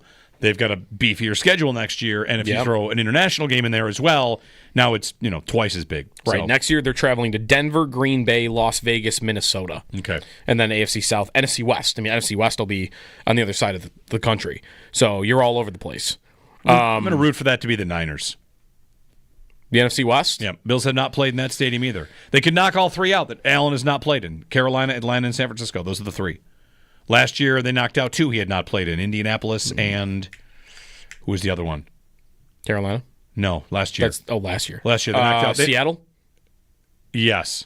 He hadn't been to Seattle? Yes, those are the two they knocked out last year. I mean, I might predict the Rams are going to be the team they match up with next year, but it could be the Niners. They do that, then are they going to Australia? Ooh. It would be on the table. It would be on. If they match up, then right now they're the two favorites in their division. Or the Rams are co-favorites. The NFL cannot send the Bills to Australia. Why not? Because it's twice as far, time zone wise, okay, as a Munich trip or something like that. But somebody's got to go. Send a West Coast team to Australia against the Rams. Have somebody else play down there. That's a good point. Right? Right. You're doubling. Well, not doubling, because isn't it like 20 hours to it's a lot. Australia? But you're adding 6 hours, maybe, if I'm being kind, to the Bills travel versus a team out west. Yeah, that's probably right. They're going to do Rams and like Chargers. Yeah, Rams and Chargers. Although that might be weird. You only get the one. Two LA teams not playing in LA. I'm looking at the Rams' home opponents next year outside the division. Dallas. Nah. I mean, well, more than the Bills. Well, yeah. If you're sending a mid-country team, like it's Dallas, the Chiefs. Okay. You can send Chiefs, Rams to Australia. Send them there, yeah. Giants, and then two crossovers, including, the AFC East. They have no one out of division like out west, though? No. The Chargers. It's only the Chargers. It's going to be the Chargers. Rams, Chargers in Australia? Rams, Chargers in Australia. You get the time zone stuff down a little bit as best you can. So for this year, what I end up thinking about when I think of road trips, because I'd like to at least try to take one a year. If there isn't like a marquee, like this will be Green Bay or Vegas next year. Like I want to go to both. I'll probably at least try to get to one. This year, I don't need to go to Houston. Carolina, the idea is pretty cool. Cleveland, Atlanta. Like this is where a Miami trip becomes a little bit more interesting to me. Yeah. When the out of division road schedule doesn't look that hot, that's when Miami. But listen, I wanted to do Miami a couple of years ago, but they put it right in the middle of September, and it was 1,000 degrees. Yeah. And that was part of my thinking is, am I going to want to go to Miami when it's 105 degrees? Or do I wait a year to do that trip when it's going to be in November? And last year, correct me if I'm wrong, but it's been 2 years in a row where the game in Miami's been early in the season. Last year it was week 2. Last year was week 2. Thursday night, week 2. And the year before that, it was the last game of the season. Bills in Miami? Yeah. Remember the flex? No, that's Dorsey getting it's 2 years flipping ago. out. No, 2 years ago they win the division in Miami. Okay, right. Okay, so I'm thinking 3 years ago is when Dorsey's freaking out in the booth, and it's a million degrees. 3 years it's gone. Okay. Week 3, week 18, week 2. Gotcha. Well, the rotation would speak to maybe we get a December Miami game. The Miami trip is it should be on a Bills must bucket list, whatever. You have to do the Miami trip once. Every Bills fan should do that Miami trip one time. You want to say you'd rather go later in the year than September. I get that. But no matter when it is, although if it's 110 degrees, that might be tough. Right. If it's week 1, right, then that's tough. It's just it's incredible. Every place that they take over, Bills fans take over Miami. Yeah. Out on the town, at the stadium, it's the best. I mean, really, you would expect them to take over a lot of the stadiums this year, I would think, other than maybe Pittsburgh, because that's probably just tough to do. Pittsburgh's selling their tickets. I'm not sure how often that happens. That might be, if I were to rank road trips, like for me personally, I might go for this year Miami number 1, Carolina number 2, and I think I'd put Pittsburgh number 3. Ease of it, Pittsburgh's great. I just drive there and back. And the stadium itself isn't like something I feel like I need to see, but it's fine, right? It's on the water. Mm-hmm. So, yeah, that Steeler game could be pretty good for this, too. I think the number 1 road trip is Carolina. Number 1? Yeah, because of the golf potential. Is it wrong? Is no, that crazy? I mean... Just pointing out. There is golf in these other places. Yeah, but Carolina is... You could probably golf in Houston. Probably could. There's Carolina has around Houston. Endless golf courses. And like marquee golf courses. It's the Bills fan golfer dream. Yeah.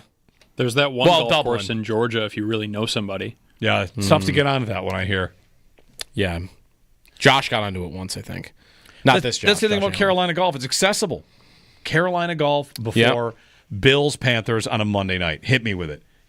I mean, who doesn't like the sound of Bills Panthers Monday night? If Cleveland is early enough in the year, you could do, how far is Firestone, where they play some PGA events, to Cleveland? An hour? I don't know. I don't know that it's public, totally public. I've played Firestone. I don't think it's totally public. Okay. You got lots of public, beautiful courses there in Carolina. Something about Carolina, the stadium's downtown. It's in a nice spot. The golf part of this, the team, maybe that's what's holding me back. I just don't know. That feels like a preseason game to me. Bills at Panthers, doesn't it? When the last time they even played in Carolina is? Oh boy, it's a game. I can't think of Bills at Panther games that aren't preseason games. The last time they played in Carolina, I think Tyrod, they went there and they got a win in a low-scoring game. I think that's the last time they played in Carolina. I'm trying to remember this game. I don't think I have it. Oh, is this the... Wait, you said they won? Or is this the game where... The Panthers won 9-3. Jeez, that's why I don't remember it. I'm very happy I don't. Is this the game where Tyrod and Zay Jones come close to hooking up at the end, and there was a debate about whose fault it was, and it was definitely Zay Jones' fault? Yes, the Bills had 176 net yards in that game. Unbelievable. They lost 9-3. They made the playoffs that year, though. They did. Tyrod was 17 of 25 for 107. That's an efficient day. Sorry, 125. No picks. Only 8 incompletions? 17 of 25. That sounds like a day where people were freaking out because he refused to throw the ball sometimes down the field. Yep. When he didn't have the guys. Okay, well, that's why I don't remember them playing in Carolina. And then you got to, I'm sure, go back 8 years before that. So, yeah, okay, this is why. There are only 2 Panther games that I would have been old enough to watch live. That game that you just mentioned, and then a 2009 game. A drought game. Was just nothing. 20-9. The Bills won. win. Fitz had 123 yards. Yeah, you know what? Okay, but let's go make some memories in Carolina. I'm a 29-year-old that's watched the Bills my whole life, and I have no Bills-Panthers memories in Carolina. All right, let's go make some memories. I'm in. 803-0550 if you want to join us. And 1-888-550-2550. Schedule release continues. Do you care where the Chief game is? Time? Yeah, early in the season, later in the season. It's been early. Yeah. Well, not every year. I guess last year it was a little later, right? The Chiefs are 10-0. I don't when they care play. where it is. I think the most interesting game for the Bills in the regular season is Cincinnati. I think that's the most interesting game of the season. I do too. That's why, to me, though, like that game you could put anywhere. I'll care about that game, I think, almost no matter where it is, as long as it's not like Week 18 when it could mean nothing. Whereas the Chief game, I feel like there are times of the year where for me personally, it will, if it's in Week 3, I need it to be for the 1 seed, I guess is all I'm saying. I would like it to be later because I want 1 seed stakes. Because if it's just, hey, the Bills are playing the Chiefs and we're going to measure up against them and it's so early in the year that we're not even really having the 1 seed conversation yet, then it just becomes about, okay, they're going to beat the Chiefs and then I'm going to have to not care about it. Yeah. Because it's all about the playoffs. Well, versus if it's in week like 13 and, hey, you're a game up, you clinch the 1 seed. You might not clinch the 1 seed, but you'll be in the driver's seat for the 1 seed. You win this game. Like, to me, then that could be big. It feels bigger. That's right. The later it goes. That's the right. Bengals, I think you put that anywhere and it feels meaningful because you have to prove you could beat them. And that doesn't matter if that's week 3 or week 12. Yeah. 803-0550, 1-888-550-2550. Good Morning Football has tweeted out that they'll be announcing something at 8:45. Special announcement, you're not going to want to miss this. 8:45. 8:45. And Chris wrote to me, I wonder what Eagles game they'll be announcing. Thank you, Chris. Yeah, right? Let's see if we can we get an Eagles game in 2026. Why not do that? Just that would be Eagles hilarious. Giants, November 11th, 2026. Yeah. Why not? You could do it. It would be an incredible troll if the NFL actually said 1 year ahead of time we have scheduled an Eagles-Giants game to let everybody know. One thing I heard Mike North say with Sales that the Giants could get more primetime games than you think. Which I feel like that's always the case, though, isn't it? Yeah. The Giants getting a lot of primetime games even when they're not that good of a team. Their quarterback, I mean, Russell Wilson rates a little bit, and they've got a young quarterback. Yep. They're probably going to have a great defense. Yeah, I think they could be okay. The division's got no pushovers. The NFC East? No, if the Giants are respectable, there are no pushovers in that division. That's a good division. If the Giants aren't like terrible, then that's a very good division. All right, here's one. Paul writes in, Ryder Cup at Bethpage, September 26th to 28th. Can we get the Bills at the Jets to line up with that? You could try. 26th to 28th. You could aim for that.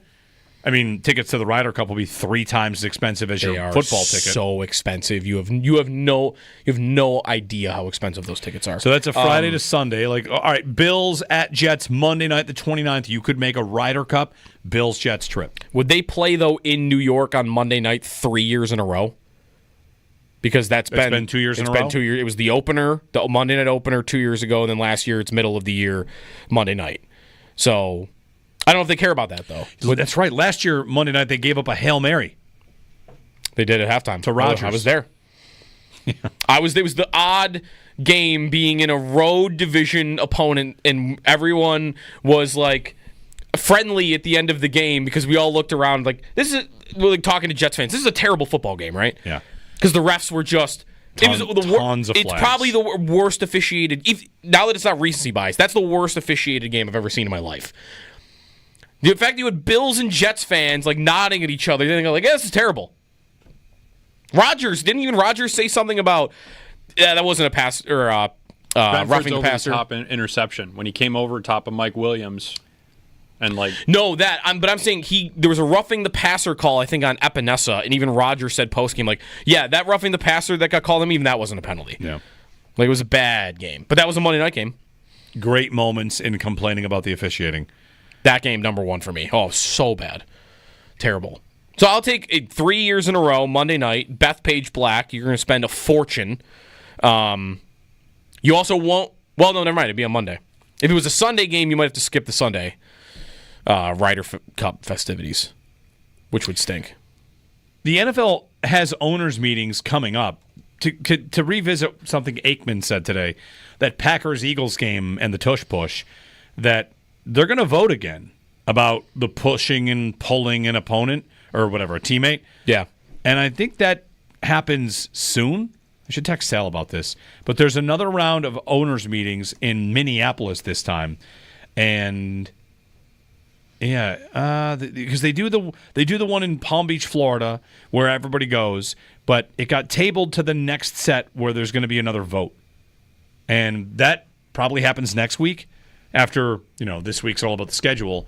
Next week is about, will the language be agreed upon to ban pushing a ball carrier from behind? So something to keep in mind for next week. That is very much still to be discussed. Okay. Because there's Aikman. Like you said, he might not know, but he said it could be banned by the time these two teams play. In which case, it's not an interesting game. By the way, shout out Mitch Morse, who's all over Good Morning Football.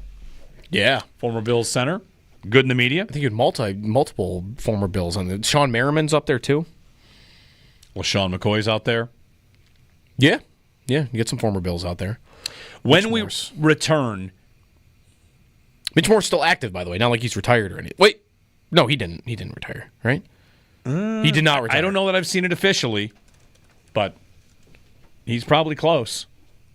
When we return, I want to talk about that lottery win for Dallas and the fallout. Mike Modano has weighed in on it, by the way. On the lottery win? Whether or not it's fixed? No.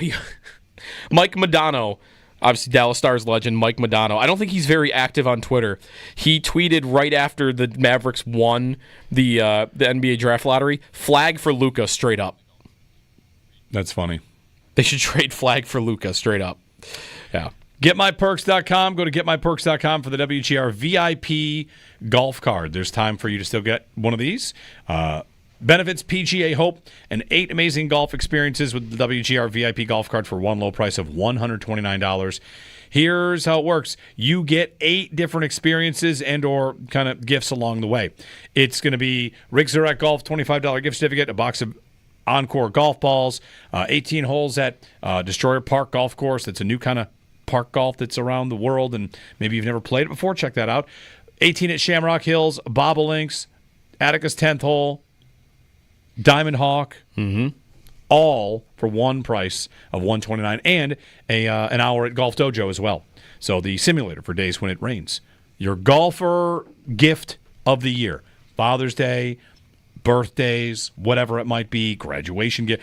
Grab a WGR VIP golf card at GetMyPerks.com. Grab them before they run out. And, the gift for the golfer, it's taken care of. 803-0550 on the lottery win and sports being fixed. What's the most likely thing to have ever been fixed? That'll be a fun conversation. We'll try and find an answer there coming up.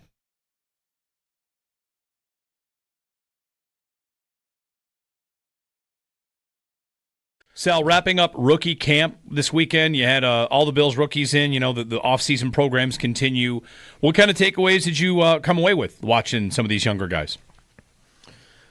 Well, I wrote a few, observations, and one of them was Max Hairston is just such a phenomenal athlete just on the hoof when you watch him. His hip flipping, you talked yesterday, you heard a lot about hip flipping. Yeah. And some of that was my video that I put out, and you could see it. He's running right down the line, bam, bam, bam, hips, hips, hips.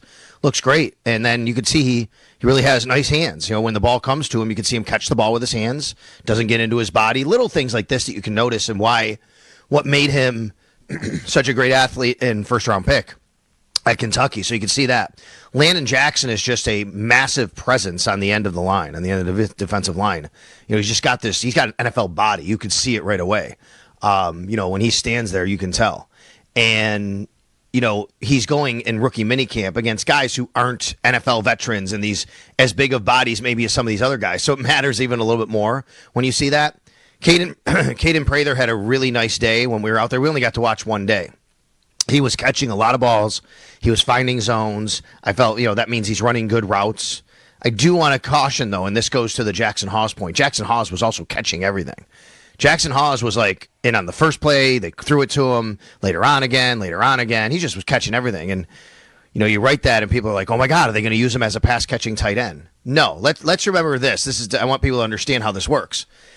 These are guys who now in rookie minicamp, like the draft picks, it's probably their only chance to get all these reps. So they're going to be using them a lot and throwing the ball to them a lot. Once Jackson Hawes is in OTAs with Dalton Kincaid and Dawson Knox and Zach Davidson, how many times are they actually going to be able to, how much is he going to get on the field for them to throw him the ball?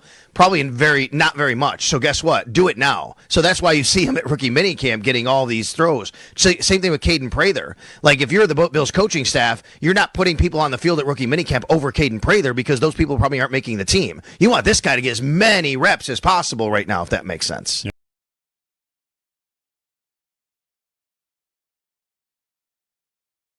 Ian Hartitz had the breakdown of this. Running back carries inside the 5 for the last 4 years, 2021 to 2024. How many carries do your running backs get inside the 5-yard line?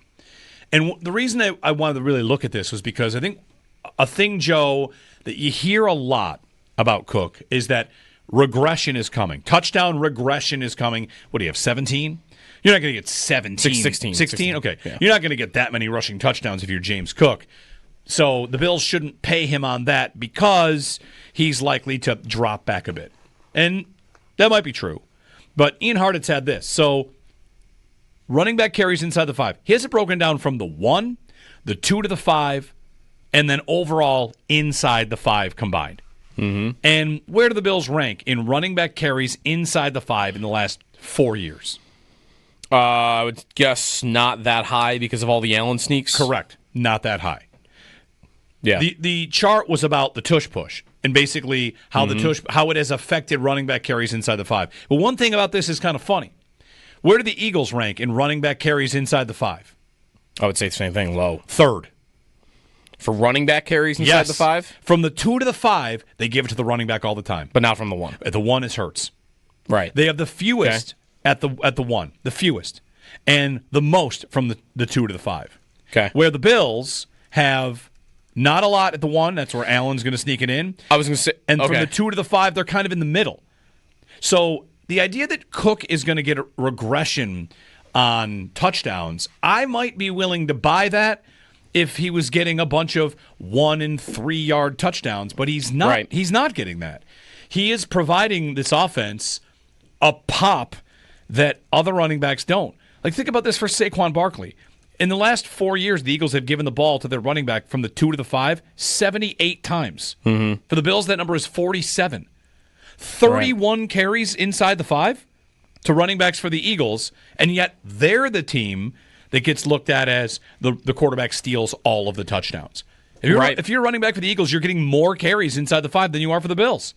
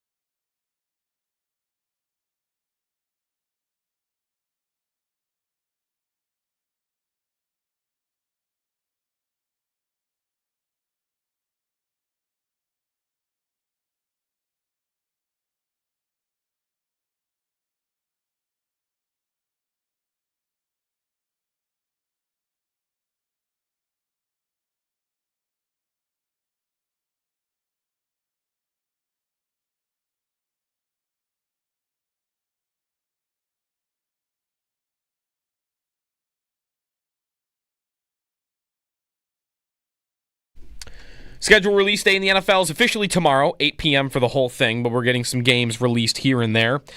Today there was an Eagles Monday night game in November that was dropped by Good Morning America. Nothing on the Bills front just yet. Gabe Davis visiting with the San Francisco 49ers. First team that's shown interest in him since he was released by the Jacksonville Jaguars. Also, hockey last night, Carolina winning over Washington 5-2. Edmonton over Vegas 3-0. Edmonton and Carolina taking 3-1 series leads. Knicks beat the Celtics, and the Boston Celtics also losing Jason Tatum, their star, to a non-contact right leg injury, and he could not put any weight on it after it. So that looks very bad for him. Timberwolves beat the Warriors by 7. Minnesota and New York both leading their series now 3-1. The Dallas Mavericks win the NBA draft lottery and the rights to pick Cooper Flagg, star out of Duke. They only had a 1.8% chance to win the lottery, but they did.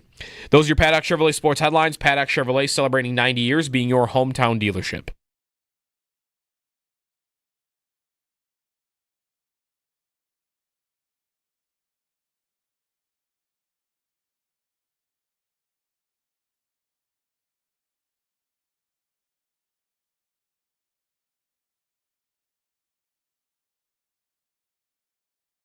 The second pick will be made by the San Antonio Spurs, and that means that the number 1 pick in the 2025 NBA draft goes to the Dallas Mavericks. The Dallas Mavericks had a 1.8% chance to win the number 1 pick overall. They had never won the lottery.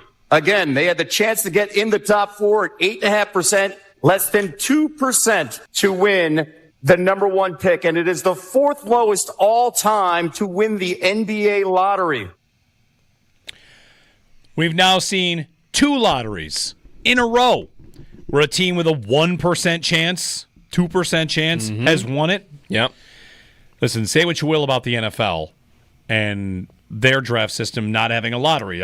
Sometimes I feel like they could have a lottery and it would be fine. But if they were to have a lottery in the NFL, Joe, I'd probably only include the top 5 teams. I wouldn't pick an 8 and 9 team so they can go get a franchise quarterback, which is what just happened in the NBA. And the Islanders, right? The Islanders didn't miss by much. Right. And they get the first pick. It's just these leagues and their attempt to quash tanking is justified. I think that makes sense. You don't need to have the odds go all the way down to 1% for a team that can basically ruin it. Yeah. Imagine the Utah Jazz. I saw a number on them. Like, the Jazz have never won the lottery, or they've gone a million times in a row with getting close but not winning. It's another Utah loss. Okay. Charlotte needed this. A lot of teams needed this. But, of course, what do people think? That the most inexplicable trade in NBA history was made with a wink-wink and an agreement from the NBA that we'll give you the first pick. First off, Dallas had to miss the playoffs, which they barely did. Right. Did they agree to do that? Right. And they got the lottery ball for Cooper Flagg. Do you think it's fixed? No, it's definitely not fixed, but it's also ridiculous that they win it. It's very stupid. It's not fixed, it's stupid. It really is. It is more the universe not like karma not being a thing, maybe a little bit. They make a ridiculous trade and they kind of get rewarded for it. I mean, the guy's got to still become a star, but if he does, then hey, good for you. It's not fixed though. Because, I mean, really, if you boiled it down, would they be... If it was the wink-wink thing with Luka, I guess, the Luka trade, that would be how it's fixed. But, I don't know, like, Charlotte has won the lottery, I think. Like, there are these small market teams that, you know, why would they want Oklahoma City to be great? Like, why would they want some of these other little teams that have been at the top and won? I don't know why they would want those teams to be good, so I don't know. To me, it all starts from a belief that Patrick Ewing was a rigged draft selection, and then that is your starting point. And then, you mentioned this earlier, when LeBron puts his name on, I kind of think they rigged it for Cleveland, that does not do anything good for the league, making people know it's not rigged. That's right. Like, one of your most respected players of all time putting his name on that. That makes it a little tougher. So not that it isn't also crazy that the Cavaliers did win that lottery for their hometown guy who's a generational next Michael Jordan. Like, I could see why that would be unbelievable, but listen, they had a chance. The Jazz lost 65 games this year. Okay. 17-65. The farthest they could have dropped was 5th. Is that what they dropped to? They dropped to 5th. Yeah. In fact, Edwin writes in the chat on YouTube that not only have the Jazz never won the lottery outright, they've never actually moved up in the draft order. Really? Because they've never had a successful lottery. They've never had a lottery where they move up at all. The Mavericks moved from 11 to 1. The Spurs moved from 8 to 2. Yep. The Sixers moved from 5 to 3. The Charlotte Hornets went 4. The Jazz 5th. Like when, it's just why isn't it consistent would always be my question. How come just this time they rigged it and not, how come when Anthony Edwards was coming in as the number 1 overall pick, why they want Minnesota? Why they want Minnesota to win it? How come when Zion Williamson, who was, by the way, a bigger name prospect than Cooper Flagg was, like he was more highly thought of than anyone recently, how come New Orleans won that one? I guess you could make a case for anybody, though, if you really try hard enough. If you think the league is fixed, you apply to it being fixed after the fact. Right. Good Morning Football has an announcement coming up today at 8:45. They say, meanwhile, the Bills have just tweeted out what appears to be a patch on their jersey for the farewell season at Highmark Stadium. Pete Gwelly tweeting this out a bit ago. It's a little graphic here, and it looks like it kind of rolls the stadium into farewell season 1973 to 2025. I'd imagine this. You might be able to see this logo on shirts, hats. This, and again, it looks like it's a patch for the uniform. Farewell season. Cool. That'll probably go on the shoulder, I would assume. I think so. Okay. All right, there it is. There's the stadium, 73 to 2025. Is it named Highmark Stadium in the logo? It doesn't say. Yes, it does, actually. It says Highmark Stadium. Yep. Okay. It is in the logo. All right. Good. The farewell season.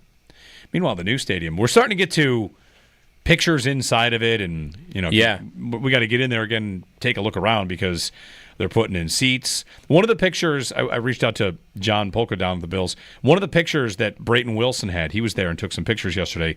There's this, what appears to be floating level underneath the canopy. Looks like a giant kind of catwalk. I didn't know what it was, and I sent a picture to John and said, what is this? And exactly that. It's a floating catwalk that moves around the exterior of the upper deck underneath the canopy to install all the things they have to do. Right, because they have to get up there somehow. Yeah, think of like a gondola that can move. Right. So, does that thing stay? Doesn't rock though, does it? It stays. It will slowly move around as they install it. I know, but when you're on it, it's not a swing. It's not going to swing. It's very sturdy. Or would it move? It might move like scaffolding does, which doesn't move but does move. Yeah. Who knows? Anthony in Buffalo. Hey, Anthony, what's up? Good morning, guys. So you're talking about the lottery, and I just, in my opinion, I think it's so easy to rig a lottery over having the worst team in the league have the number 1 pick. It's just, it's same thing with the NHL. When Bedard came out, obviously he goes to Chicago. It's, like you said, it's a big name marketed team. And, the lottery, it's just easy to do, to make up a story, where, unfortunately nothing happens at random. And to them to say, oh, wow, it was, the Mavericks went from 11 to 1. That's just, it's crazy talk, So that's what I want to say. Enjoy the rest of the day, guys, and sure. Go Bills. On Bedard, they had the 3rd best odds. It was Anaheim, Columbus, and Chicago. Okay, it's not hard to rig a lottery to get, whatever, especially when you're doing it behind closed doors. All right, it's not hard to rig a lottery in that way. Is it hard to keep it a secret? Well, here's the thing. Because to me, that would be impossible to have everybody that would be in the know about that for life never... if they were to actually rig it. Adam Silver says, you know what, we've never actually done it before. We already get... blamed for rigging it. So let's do it. Let's the big conspiracy. Let's actually rig it. So they rigged the lottery, and Again, like the rigging of the part isn't the hard part. It's then keeping it a secret after. And the potential damage it would do to you if it ever got found out that, oh, you actually did this, you would lose billions. The lawsuits would be never ending. Oh, my God. It would be... The owners of the other teams would sue. The amount that would be on the line if you got caught is, even if they wanted to do it, would stop you from doing it. Right. Who's in on it? Just the commissioner and the Mavericks owner? Well, there's somebody in that room, too. Sure. Yeah, right. How many people are in there auditing the whole thing? The idea that it is rigged for the league, to me, it's a little tough because... Your positive doesn't outweigh the negative, the potential negative at all. Utah wants that kid, too. They're not going to just be like, okay, we'll take the 5th pick. Sorry, the script writers have decided we pick 5th. You just wouldn't accept it. No, right, they're gonna. You wouldn't accept it in your own fantasy football league. Never mind if you actually own a professional sports team where millions and billions are at stake. You would get kicked out of your fantasy league, maybe, if you fixed the lottery. Yeah. Has anybody ever had it? Hold on. Hold on. I have a story similar. Somebody out there listening, has anybody ever caught your league fixing a lottery? I caught our league fixing a lottery by accident. Okay. This was like maybe high school in the league that I've been in for like since we were like in elementary school, basically. Again, I think it was kind of by accident because this is old school. We used to just do the draft lottery by we would write down names and little slips of paper and then throw them in a hat. That's it. And then you mix it around, you pull out a name, and that's the first overall pick. Until one day, I'm in that lottery, and after it's already drawn, I'm looking at the names, and I'm looking at the little slips of paper. And because two different people had written down all the names, some of the slips were like this big, like 3 inches wide, and the other ones are like these little tiny pieces of paper. Mm-hmm. So we had to redo that one. So an audit brought about a new drawing. Yeah. That makes sense. But that's an accidental fixing, I would say. Has anybody ever caught their own fantasy league fixing a draw? You'd be kicked out. I mean, how would you do it based on, or any of the leagues you're in, running a lottery in the way that you could fix it? Like, how would you do it? Like, I'm in a lot of leagues where it's just like an online website. Well, you would say, where, Joe and I did the draw, and here it is. Okay. Joe's the witness because you're going on. And Joe got the number 1 pick, right? And so I got the number 2 you're in on pick. it with your witness. Mm-hmm. Good Morning Football has an announcement coming up. We will bring it to you on the other side.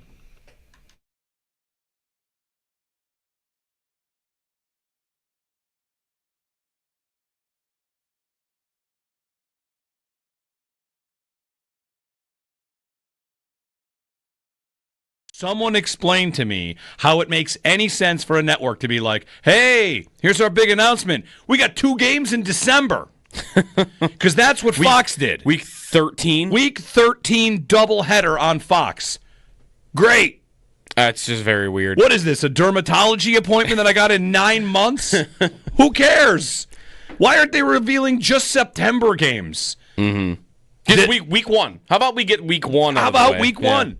How about we get stupid with the NFL schedule and decide, you know what, we're only going to reveal the first month of the schedule, and month 2, that's going to be June. Yeah. And month 3, July.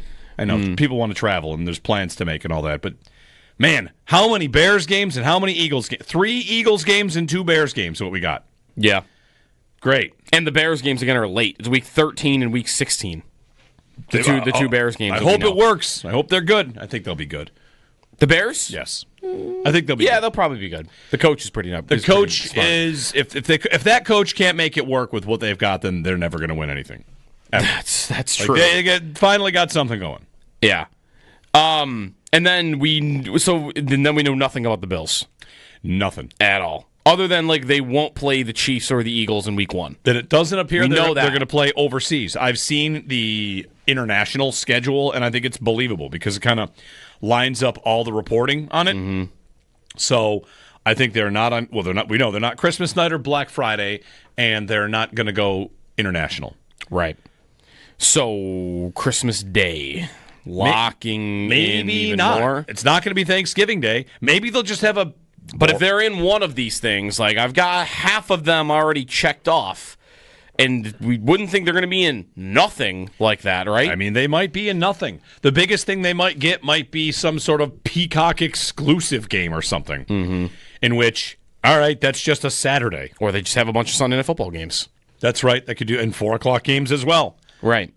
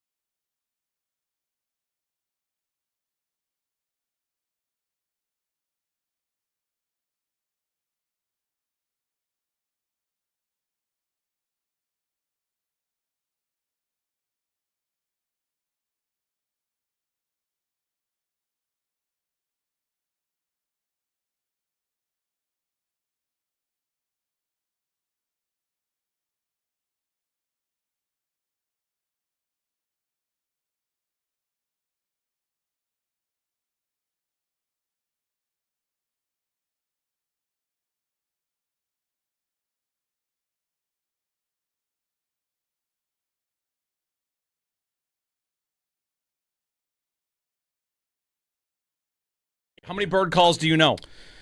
Oh, no, I'm going to be bad at this. None? None. Okay. Seagull.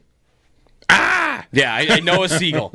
I could definitely spot a seagull. All right, good one. Or a hawk. What an answer. You know, I would know a hawk screech. The red-tailed hawk. Yeah. Very famous screech. Like the easy ones. A crow, maybe. Okay. That's easy. We've established that you know those calls. Yeah, the big birds. That, no idea. Is that Look at a gold? Great. Is that a goldfinch? Is that goldfinch? Is that a cardinal? I know a cardinal. I can tell you a cardinal. Yeah, you could? I can identify a cardinal every time. Okay. That might be the We should maybe test only one. We should test this later. Oh, absolutely test the cardinal. It's very easy, very distinctive sound, very distinctive call. Mm-hmm. In fact, sometimes in my backyard, am I the only one that does this? I whistle back to the Cardinals, and I tell myself in my head that we are talking. Yeah. Wow. The Cardinals probably like this. Look at this idiot. He doesn't speak Cardinal. Look at this idiot. They respond. So Good Morning Football's big announcement for 8:45 is, in fact, going to slowly confirm a lot of the international games that we've seen. Vikings-Browns in London. Vikings-Steelers in Dublin. This will be Broncos-Jets in London. We're revealing them one by one. The Jets host the game. That's going to be the Broncos. Colts and Falcons is the Munich game. Yeah. Are these good games? Broncos, Jets, yeah. The best of these is Rams and Jaguars. Okay. Yeah. Where's that? That one is in London. London Jaguars. That I think is my favorite. I'm interested in the Jaguars. I'm ready for them to get some primetime action. I don't think they're going to get a ton, but shouldn't they be in primetime week 1 just for the curiosity of what they're going to do with Travis Hunter? I think it's a great idea. Just on that alone. And like they're not so bad that it's a joke if you put them on. So Yeah, I would like to see the Jaguars. And Jaguars-Rams, though, to me is the best of the London games. No, the Germany game, yeah, Colts and Falcons. Nah. And then Madrid. Which is? Washington, Miami. That's pretty good. It's okay. That's your 9:30 slate throughout the season. I like a 9:30 game like every week. There'll be a bunch. Yeah, it's 1, 2, 3, 4, 6 weeks in a row, it looks like, where they'll have a 9:30 a.m. game, starting with the Dublin game. If you check out our stream right now, we're going to show you the logo. We're going to do it now. We're going to do it at 9 o'clock. The Bills have this new logo they're going to wear on their jersey at least once. A Highmark Stadium farewell season logo, 1973 to 2025. And there it is, farewell season. It's nice. Nice logo. Not to be a jerk, but they could play in the stadium in 2026 technically, couldn't they? I mean, yes. Like a playoff game. Yes. Or the last regular season game. In fact, I would fully expect them to play a game in 2026. Because that would be week 18 is at home. Or it could be week 17 sometimes is after the new year also. So, yeah. Well, Christmas is week 17, right? That is 16. Okay. Week 16 is then Christmas. They play. There are football games on January 4th in the regular season then. Okay. So they could play at home on January 4th. Mm-hmm. They're showing Anthony Richardson for the Berlin game that's in November. What are the odds he is still their quarterback in November? That's a great question. Colts and Falcons. Will Kirk Cousins still be on the Falcons? Another question there. I completely forgot that he's even still an idea for somebody. I mean, he wants to be traded. That's the only quarterback movement, though, is still just Rodgers, right? Mm-hmm. International games official. No Bills international game. No Christmas night. No nothing so far. No Black Friday. All right. Might just. I mean, are we going to be disappointed though if there are no holiday? Like, I'm fine with that. It's the kind of thing where let down. I'm disappointed only because I like when the Bills get all that attention, and Christmas at 4 is a chance for everybody to watch Josh Allen. But I'm sure they'll get plenty of standalone games. So sure, right. Mainly, I'm just jealous that other teams' games are being announced. Right. Yeah. Mostly Philadelphia. Right. Mostly Philadelphia. The Chiefs have had a couple. The Eagles and the Bears and the Chiefs. Who's had multiple? So far now. The Commanders have had multiple. Denver has had multiple games announced now. The Bears, as we've mentioned. Yep. Green Bay has had multiple games announced. Minnesota. That's all. Hey, can I get one? I feel like I'm in a meat raffle and all the tables around me are winning. I don't even care what the prize is. I just want my number called. Yeah. 803-0550. Hey, Bills fans, come meet wide receiver Khalil Shakir. That's Thursday, May 15th this week from 5 to 6 p.m. Walden Avenue's Verizon store, 3393 Union Road in Cheektowaga. And we don't know the home opener yet, but you'll have a chance to win an exclusive Bills experience. It'll be against the Eagles. They're going to play twice The Eagles that week. will play here, yes. Yeah. You'll get tickets to that opener, post-game field access, and a $250 gift card to the stadium store, courtesy of Verizon.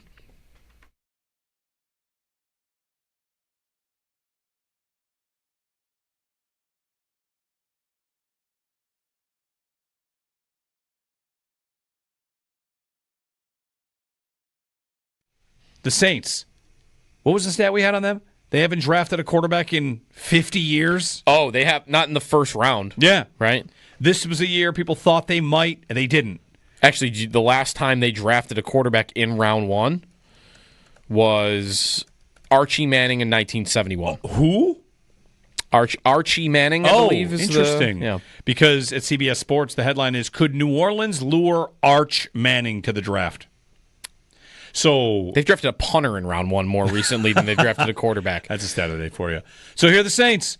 Hey, let's Derek Carr's retiring. We don't have to, have him throw for 3,800 yards and 26 touchdowns like he probably would have done. Instead, we will go to the bottom and we'll get Arch Manning. We'll convince him to come out. Archie will convince him to come out. Yeah. His grandfather. Yes. Will convince him to come out. Yes. Yeah. I like that a lot.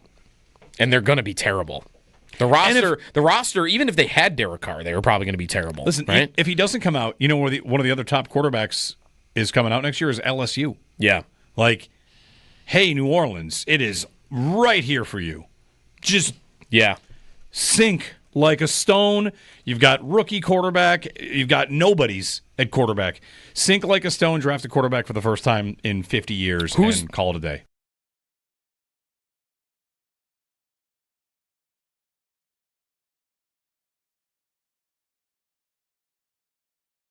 The latest with the Sabres, if you've been keeping up on this, is that so David Pagnotta of the fourthperiod.com, he's reported the Sabres have reached out to a number of senior GM role type people and recognizable names.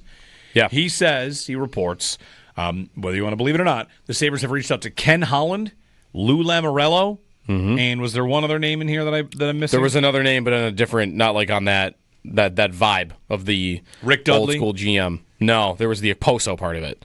Oh, right, okay. That they talked to or even wanted. I'll look at the exact phrasing, but something that they wanted Kyle Oposo to be a part of the front office, and he is taking a job with the NHLPA. Okay. Instead, that's a separate idea. That's Eric Stahl.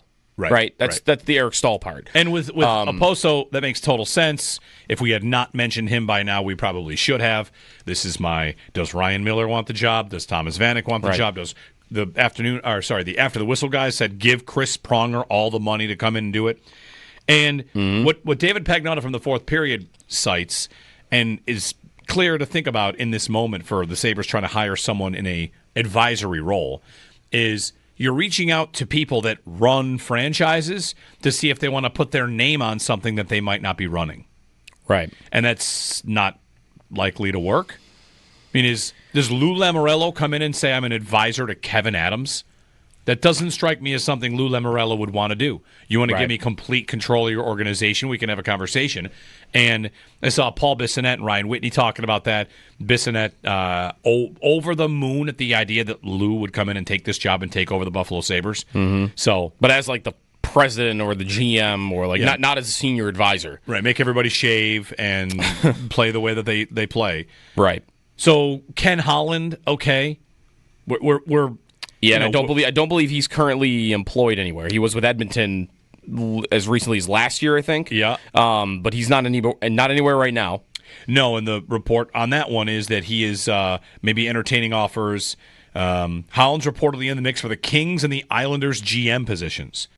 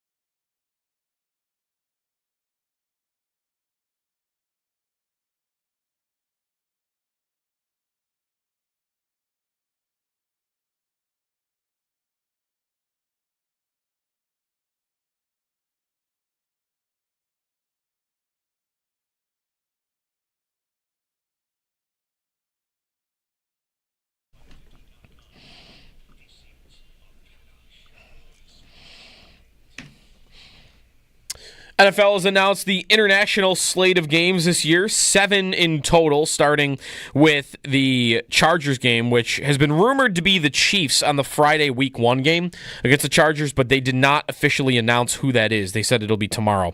The rest of them are out, Steelers and Vikings and Dublin, among plenty of others. The Bills, we don't know anything yet. We know 4 Eagles games, but no Bills games. 8 o'clock tomorrow on NFL Network, and then we'll carry it live here on WGR for the schedule release, which is presented on WGR by Window Nation, the perfect fit for your home and wallet. Gabe Davis is visiting with the San Francisco 49ers, the first team to show interest in him since he was cut by the Jaguars. The Saints are having free agent corner Asante Samuel Jr. in for a visit as well. In the NHL, Carolina over Washington, Edmonton over Vegas last night. The Hurricanes and Oilers take 3-1 series leads. Tonight, with just one game, Jets and Stars at 8 o'clock. Dallas leads 2-1. In the NBA, the Knicks beat the Celtics, take a 3-1 series lead, and Boston loses their star Jason Tatum to a non-contact right leg injury. He could not put any weight on it leaving the court. Warriors fall to the Timberwolves. Minnesota takes a 3-1 series lead. And in tonight's slate for the NBA, Pacers and Cavs at 7, Nuggets and Thunder at 9:30. That's your Paddock Chevrolet Sports Update. Paddock Chevrolet celebrating 90 years of being your hometown dealership.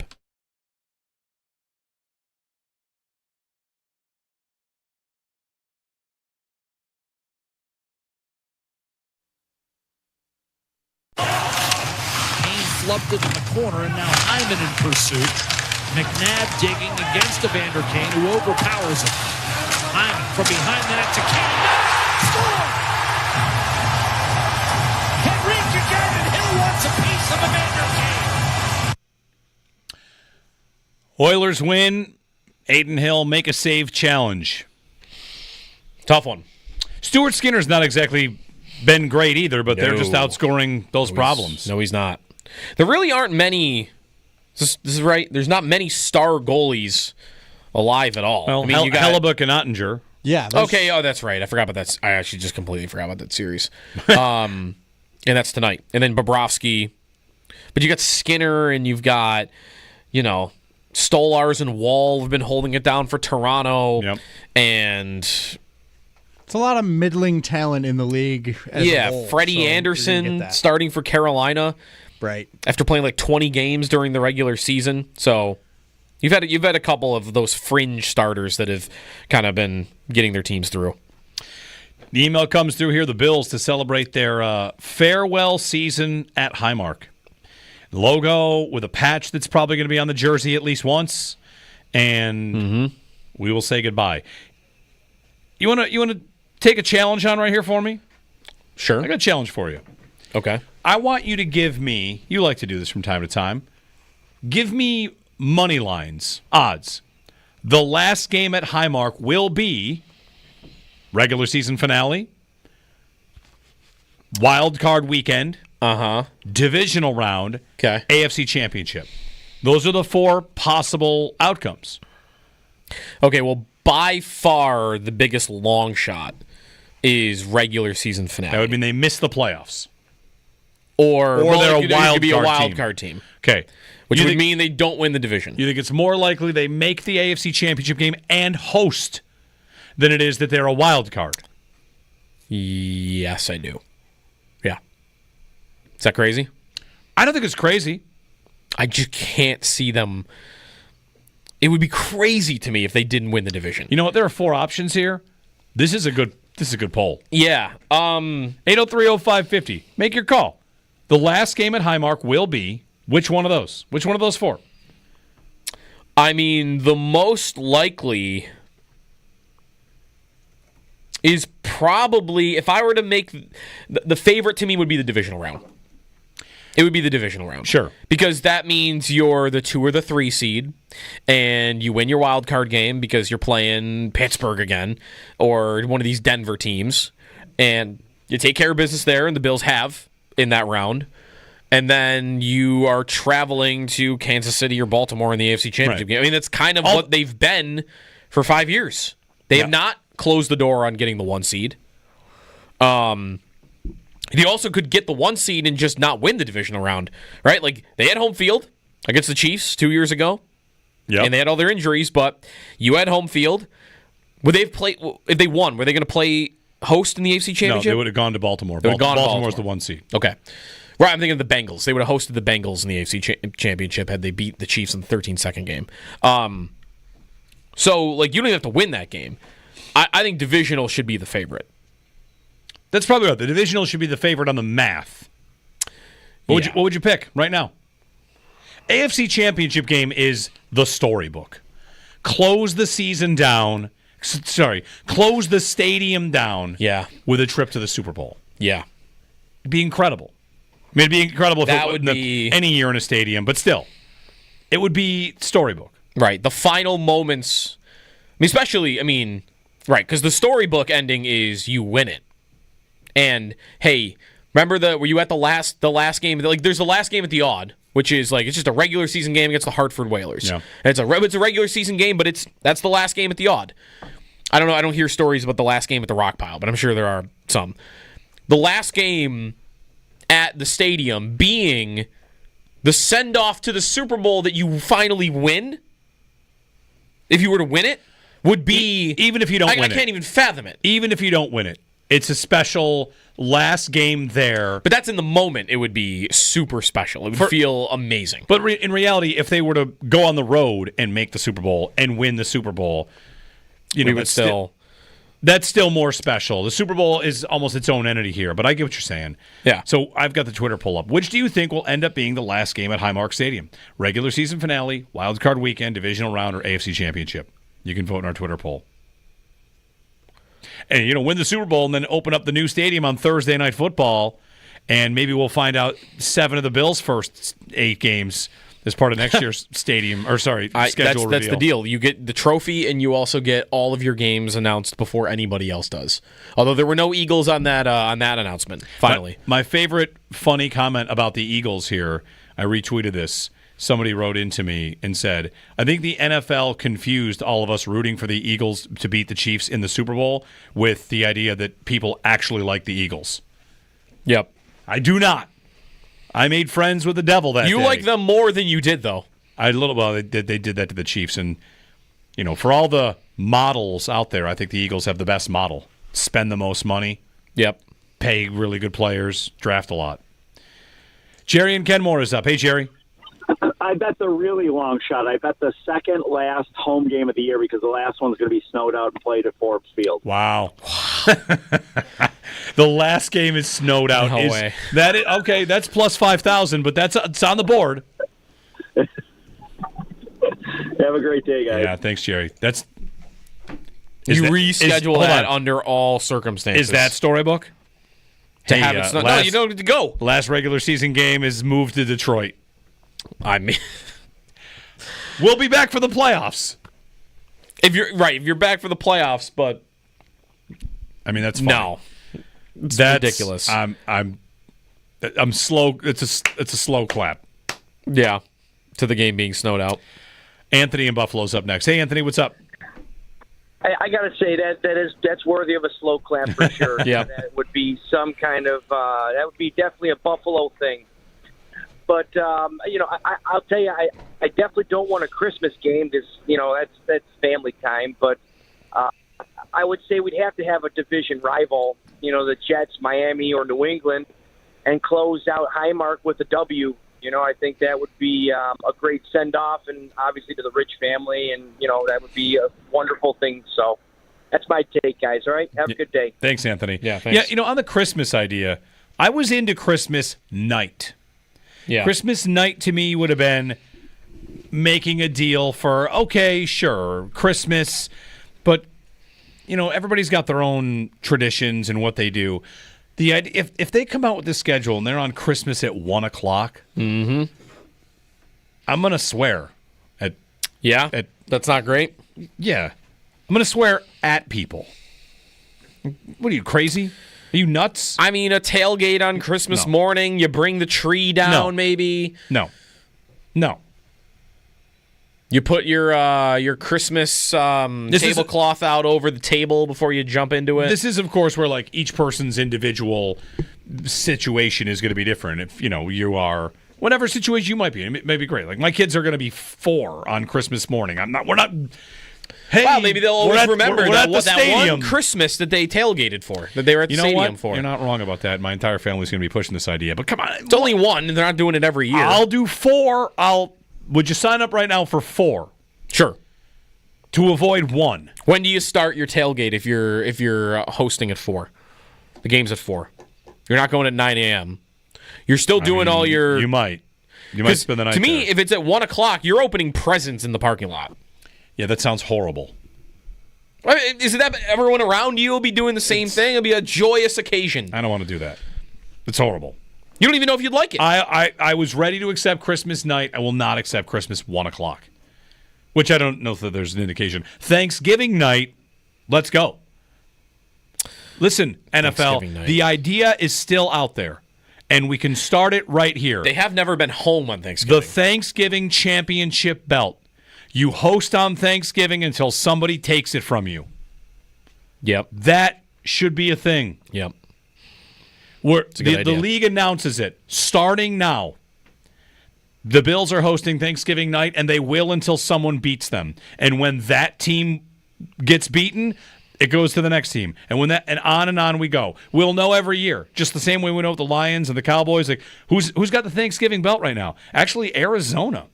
All right. Thanksgiving night, let's see if somebody can take the belt. Right. It's not a mini cup. It's not anything. Instead of turducken after the game, they go over and they hand them the Thanksgiving belt, and you've got it. You host next year Thanksgiving night. It's still right there as an idea for you for the league. The Bills should be Thanksgiving champs. They won in all 3 time slots. They're 3-0. They're 3-0 all 3 time slots. They should have it. And they've beaten both of the 2 teams that regularly host it. Yep. Like the 2 teams where it's their day, they've both gone into their buildings and beat them both. So, Twitter poll right now, 70% think what'll end up being the last game at Highmark Stadium, 70% AFC Championship game. Oh, come on. What? I mean, not that's not possible, but that's the most likely. That's what people are betting. That would okay. We're high on them. I'm high on them too. I like them more than I did last year, but I mean, that would be them doing the thing they haven't done yet, which is be the 1 seed. The 1 seed, yeah. Go get the 1 seed. You have not done that yet. You have the best point differential by a mile in the last 5 years, but you haven't been the 1 seed. 803-0550. We'll go next to Dan in New Jersey. Hey, Dan.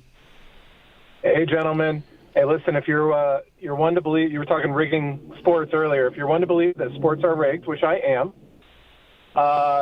the writing's on the wall for the Bills. It's definitely the championship game. The NFL, this is like such a good storybook ending for the Bills. They're going to win it this year. They get to start the next season in the brand new, beautiful new Highmark Stadium.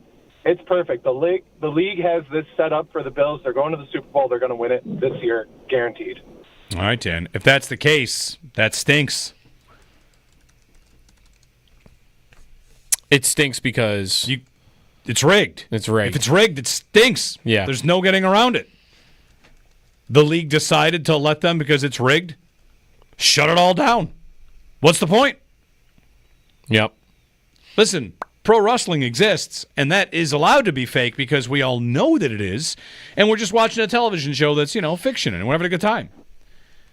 Everybody knows how that works, and it's storylines, and you don't agree, and you could, of course, get invested in that stuff. I have. It's great. You ever watch a movie where you know the ending, though, or you're pretty sure you know the ending, and you still enjoy it? Yeah. So I feel about, like, every movie. That's fine. You can't enjoy...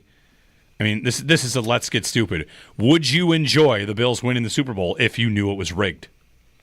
See, that's where I'm a little bit different because I think if I knew, but everyone else around me didn't. No, if you know it's rigged. Oh, rigged. Sorry. Yeah, that's what he said. He said the writing's on the wall's rigged.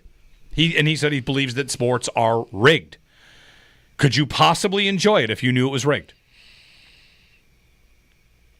Goodell calls you. Maybe. I mean, I'm Joe, living in my own bubble. Well, I guess I'm not. I know it's... Your phone rings, it's Goodell. Yes, Mr. Commissioner. Hey, we got you this year. What do you mean? The owners have decided the Bills can win it now. It's your time. Congratulations. Enjoy it. We've taken all the steps possible. You're going to win it. It's rigged. All for you. Enjoy it. You'd say, why do I watch this league? I'm still going to want to see how it happened. They would rig it. Who cares how it happens? But I don't know what they did. How they rigged it. Is it a flag thrown on a 3rd and 7? Is it a what's the funniest way possible? Inconclusive review? Yeah. Let's bring in Gene Sterator. Oh, good Lord. Paul Lancaster. Hey, Paul. You know, I've always wanted to see Thanksgiving home and home of the Lions playing the Cowboys. And that would open up another market for other teams to host for 2 years. But I always thought that would be pretty interesting and probably rack up pretty high ratings for the league. Yeah. I don't think they'll ever come off of having those two teams at home. Especially unless one of the two teams doesn't want to do it anymore. Right. For a while, the Lions, people went after the Lions for that spot. Now the Lions are good. Right. So I don't think you're getting either one of those two out of there. There was a story about how the Chiefs wanted to become the same thing on Christmas. And so they wanted to be able to host every Christmas and become like the staple team for that. And the league has said like they're not doing that. Not as of now. They're not doing that. So, which is good, right? Yeah. We don't want every Christmas to have to be spent at Arrowhead Stadium. I mean, I can think of a few things worse. Christmas at Arrowhead. We are back there for Christmas night. The Broncos are going to win that game. Wow. The Broncos are going to win. Isn't Mahomes like 35-6 against division opponents? Yeah. Chiefs are the Broncos are going to win that game. You know what? I'm just going to start saying this. I'm just going to try this on. It's May 13th. Yeah. Chiefs, wild card team. I did see, not that they have to take this too seriously, but I did see Colin Cowherd's NFL projections from yesterday or the day before. Yep. And he had the Chiefs with the same record as New England as a wild card. Well, let's be real about it. Which team is more likely to be a wild card team, the Bills or the Chiefs? Chiefs. It's got to be. Their division is respectable. I mean, I don't think it's very likely, but no, right, yeah, because I have two teams in the West where like, okay, they're on the up, right? Chargers made the playoffs. Broncos made the playoffs. Right. And the Broncos, that was with a rookie quarterback. Maybe there's another step there for him. The Chiefs, much like the Bills, a lot of the toughest Chiefs games, I hope you're ready for games at Arrowhead this year. Yeah. But the Chiefs' schedule at home, okay, you've got the division. Yep. And they play Baltimore. Tough. Detroit. Tough. Philly. Tough. Washington. Tough. Houston, Indy. That's their home schedule. Even Houston's not a pushover. And Indy. Wow. What about on the road? Is it like the Bills, though? Because the Bills, I was looking at a graph during the break of every team's strength of schedule and who they play based on the Super Bowl odds. And the Bills, like if you look at the Bills' road schedule, they play 15th in the Super Bowl odds, 17th, 21st, 22nd, 23rd, 27th, 28th, and 31st. Yeah. Like, they don't play a single team in the top half. Like Houston, I guess, just barely cracks it. But they don't play a team inside the top 15 Super Bowl odds on the road. Well, let me give you the breakdown of so the Chiefs, the road schedule is significantly easier. Like the Bills and Chiefs have the same type roughly, of vibe for schedule. Here's their road schedule. Division. Yeah. They do have the Bills. Okay. But after that, it's Dallas, Jacksonville, the Giants, and the Titans. Okay. Kind of like the Bills. You look at the road schedule and think, oh, that should be fine. There might be one test in there. Well, but otherwise, you're going to be fine. Whereas if we did just teams over 500 at home, the Chiefs play Denver, L.A., Buffalo. 3. Sorry, that's on the road. 3 road games against teams with a winning record. At home, Denver, Chargers, Ravens, Lions, Texans, Eagles, Commanders. 7. 7 games at home against teams with a winning record last season. Yeah. The Chiefs. So their schedule is... Well, I think their division could be, could be up. I've got this graph open now, and we were talking about the 1 seed too. Right now, on strength of schedule, there's a lot of different ways to do strength of schedule. Warren Sharp does it by his own way, and you can just look at it by last year's record. This one is from Den Selman, who is doing it by the Super Bowl odds. And by that, the Bills have the 6th easiest schedule in the league. There are only 2 teams in the AFC with easier schedules than the Bills do. That's New England and Tennessee. So 26th in the NFL. Easiest schedule. Kansas City 11th. So much higher, much closer to the harder schedule, one of the harder schedules of the league. In fact, Pittsburgh, Baltimore, Cleveland, those are the only teams in the AFC with tougher schedules than Kansas City does. So if you're thinking about the 1 seed, and I guess if you are voting in your poll on, hey, AFC Championship will be the last home game, if they're going to get the 1 seed, I mean, it's a good starting point. Is their schedule, the Bills' schedule appears to be easier than both Baltimore and Kansas City. 803-0550, 1-888-550-2550. If you'd like to join us, when do you think the final regular season game at Highmark will be? Regular season finale, wild card weekend, divisional round, or AFC Championship? I think you said it right. Most likely is divisional round, but AFC Championship sounds great. Can you imagine? Where's the Super Bowl? Of all the revenge games and the righting the wrongs, like beating the Chiefs is supposed to be one of them. The other thing that's supposed to happen is 13 seconds they lost to the Chiefs. They also lost hosting an AFC Championship game. Yeah. I mean, we would have gone home against the Bengals. We would have gone to an AFC Championship game in that stadium. And let's see them right that wrong this year, So anyway, I'm excited. I mean, I guess the opponent, it doesn't really matter. If they win and go to the Super Bowl, it's going to be all-time great day at the stadium no matter what. But if it was against Kansas City, I would like to tell you right holy now, cow. I'd like it to be anyone else. Oh, I would like it to be anyone else? Anyone else. Really? Yeah, anyone else.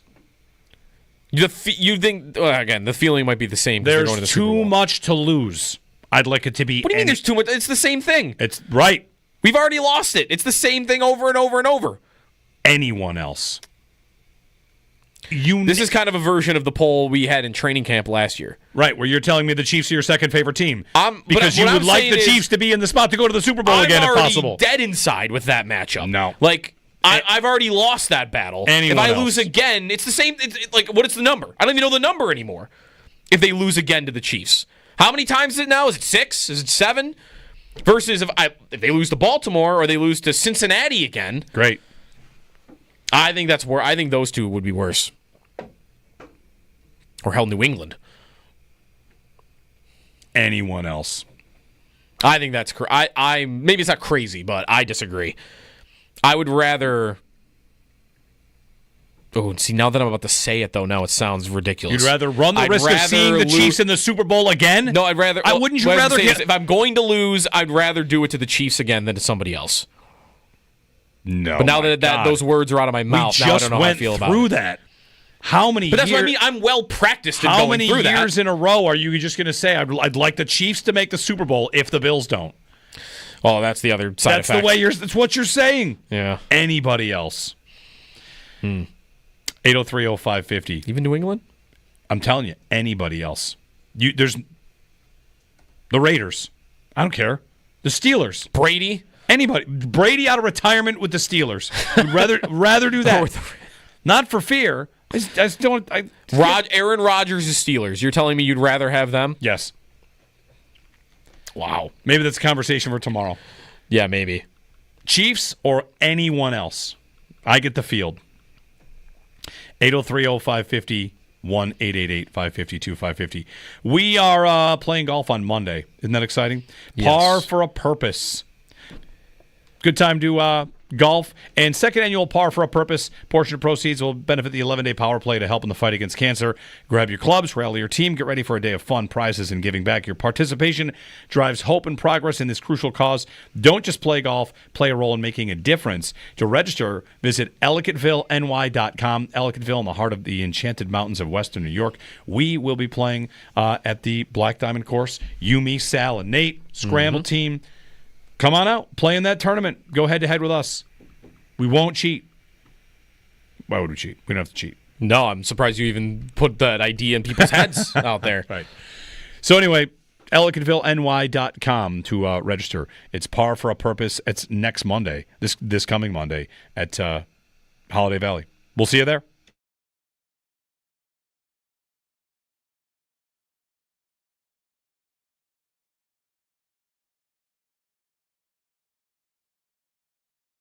Sal, wrapping up rookie camp this weekend, you had all the Bills rookies in. You know, the off-season programs continue.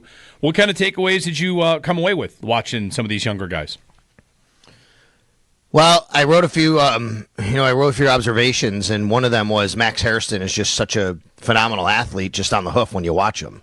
His hip flipping, you talked yesterday, you heard a lot about hip flipping. Yeah. And some of that was my video that I put out, and you could see it. He's running right down the line, bam, bam, bam, hips, hips, hips.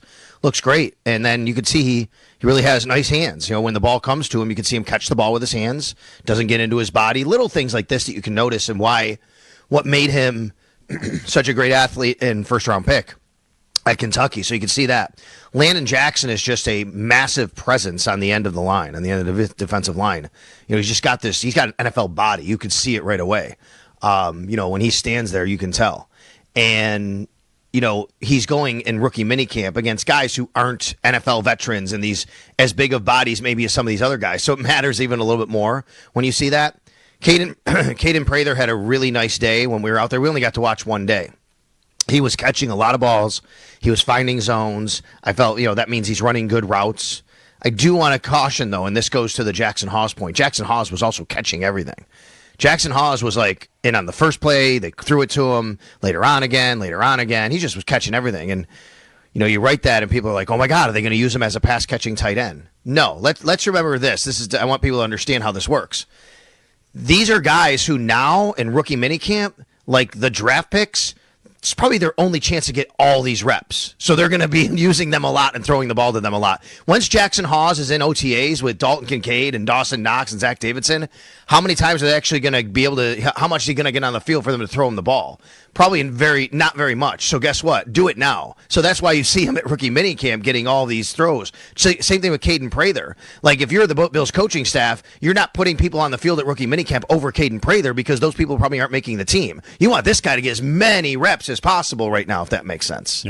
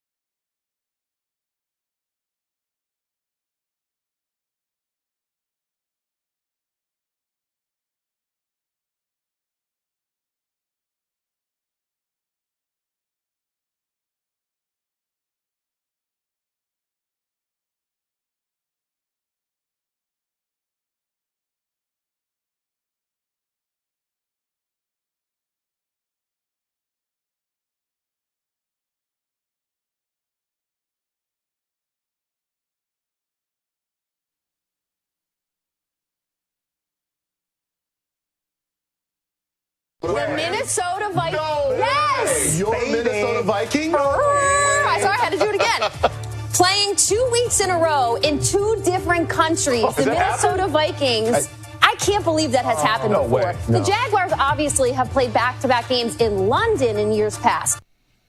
Technically, lots of teams play back-to-back weeks in 2 different countries. The Vikings might be the first to do 3 in a row in 3 different countries.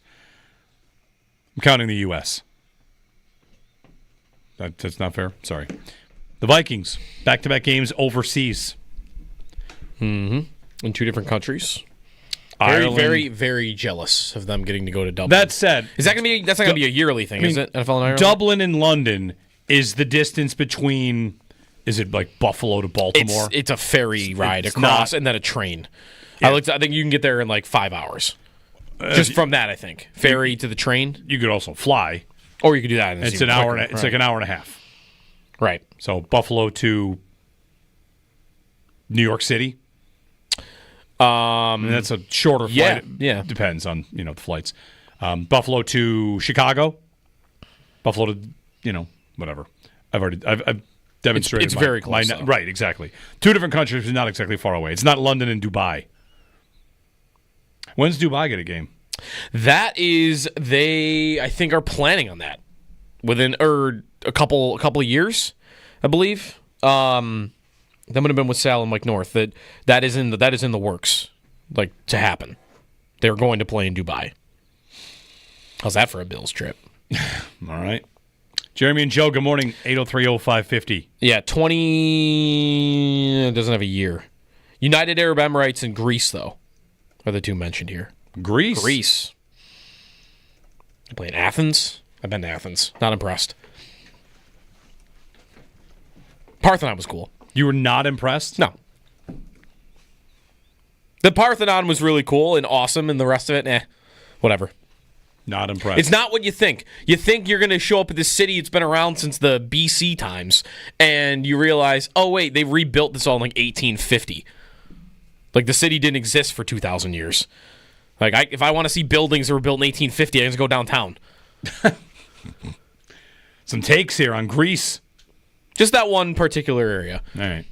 The non-Parthenon Athens area. China at some point. Yeah.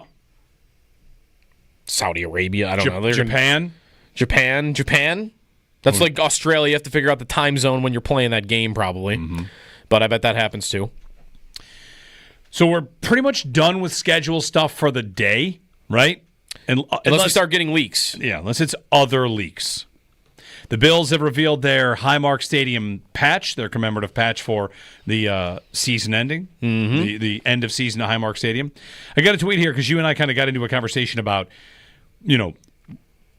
Bills hosting the AFC Championship. Wouldn't it be perfect if it's the Chiefs? And I say anybody else. With a win is what I said originally. Beating the Chiefs. But again, I can't know they're beating the Chiefs. That's right. Yeah.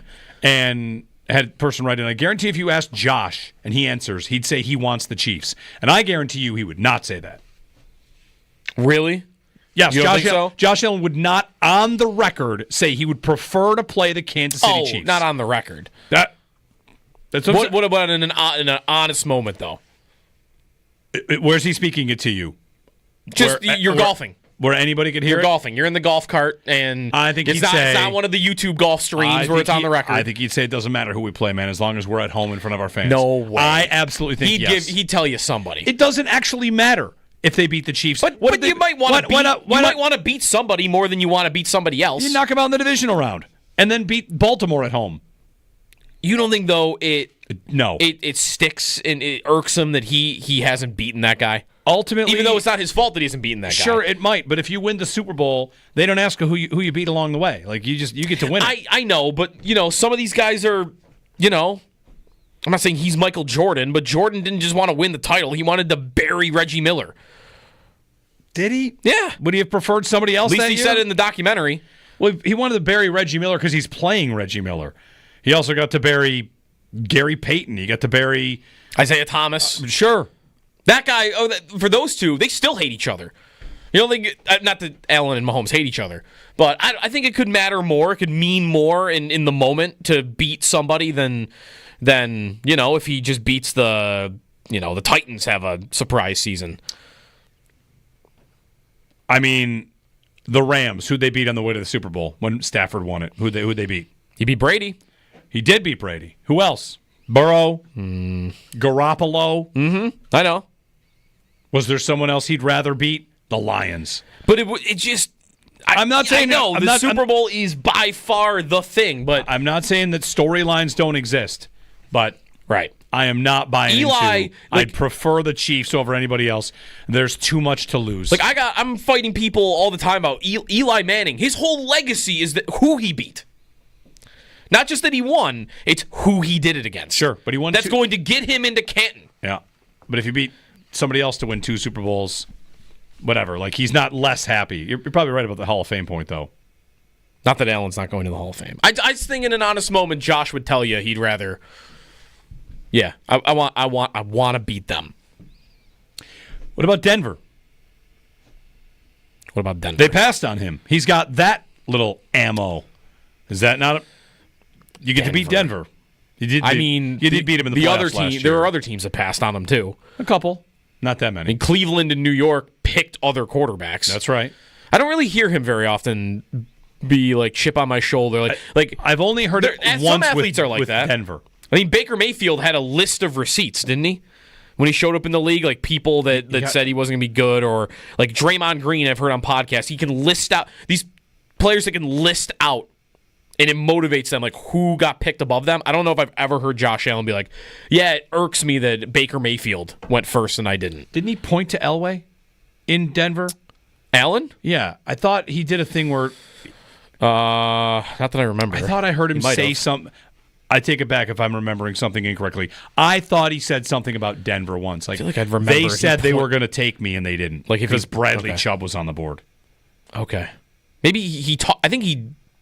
Didn't he rib on Elway for that to his face? That's what I mean. Okay, because when you first said it, I thought he scored a touchdown and he pointed up in the press box at John Elway or something like that, because that'd be cold. That would be pretty cold. Schedule release continues. We never got in on the Utah Mammoth. Hey, everybody, it's the Mammoth. The Mammoth.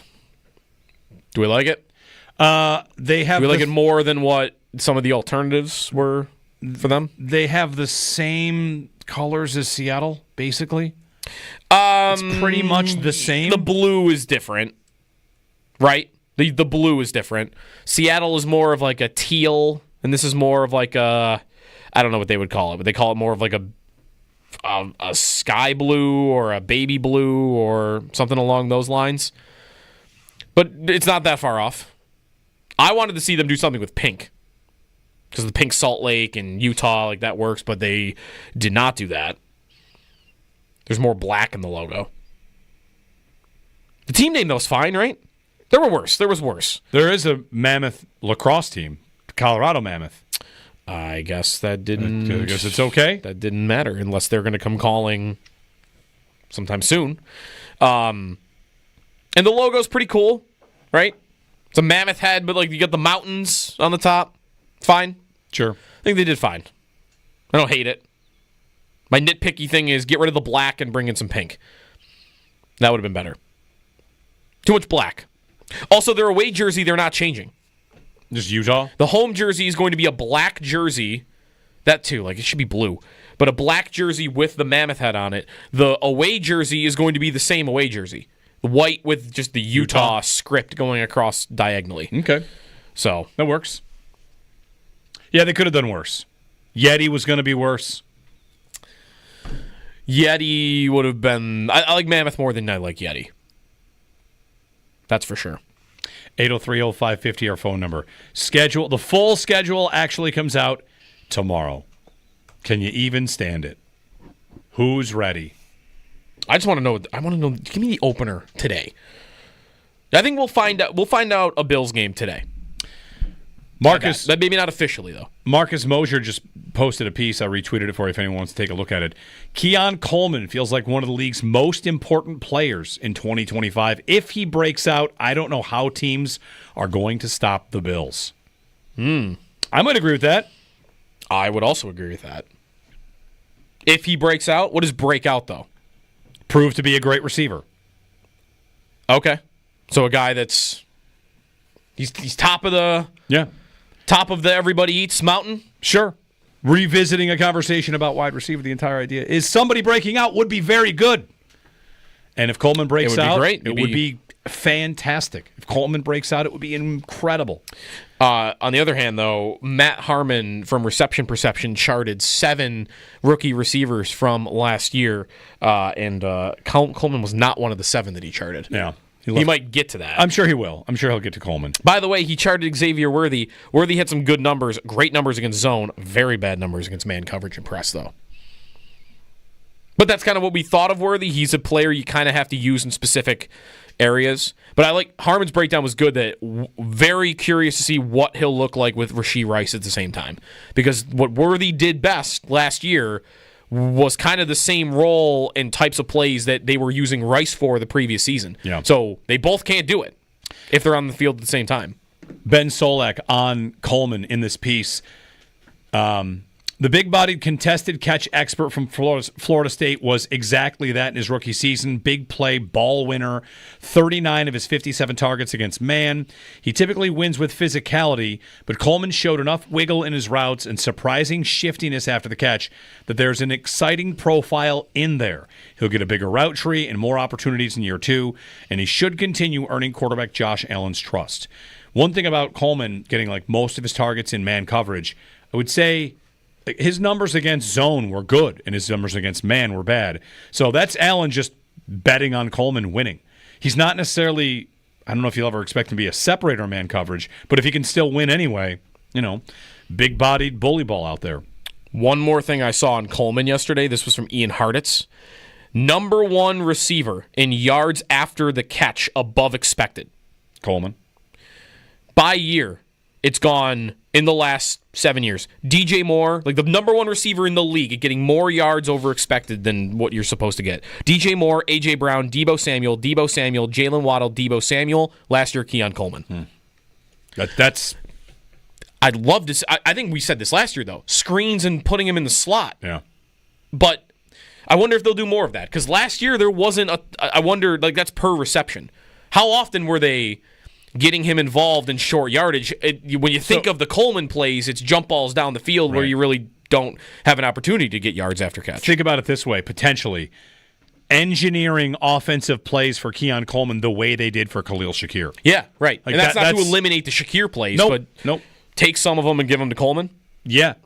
Called plays 4 times a game where you're going to engineer a play to get him in space. Makes you wonder why the third down screen against Kansas City was to Cooper, not to Coleman.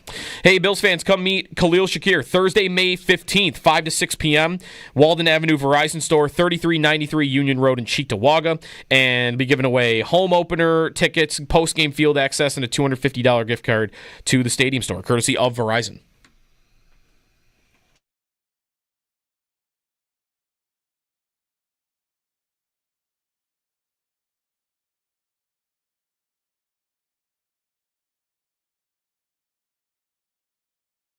So, Eric, it's one thing we see a little bit of these guys working out with the Bills and, getting their ultimate evaluations, how it was the first week. And sometimes watching them in practice, you see what you can. You've, of course, done a lot of work on the film. So let's go through some of this Bills class, because the highlight I saw of the weekend, it's not a catch, it's not this or that. It was really about Max Hairston and how he moves, and whether it's the speed or just the overall fluidity, the hip flipping. I saw a million tweets about hip flipping. And what are your thoughts on Hairston and his skill set, his strengths, what he brings to this Bills defense in his first year? I find his play fascinating, especially when you're talking his elite athleticism, the sticky feet, the change of direction. You saw all of that in those clips, and just simple things, like you said, just drills. And so, obviously, that type of athleticism at corner hasn't really been consistently in the Bills' defense. So I think, obviously, he adds a different dimension to that cornerback room. But I also love the entire story about him and Dorian Strong and that relationship, because you heard it in the clip you guys just played coming back into this segment.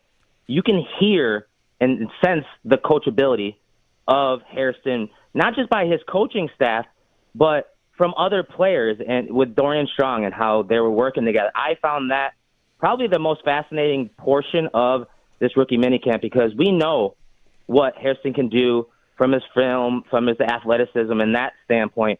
But to hear some of the coachability about him should really give Bills fans that excitement and hope that he can develop into what the Bills need at the corner position.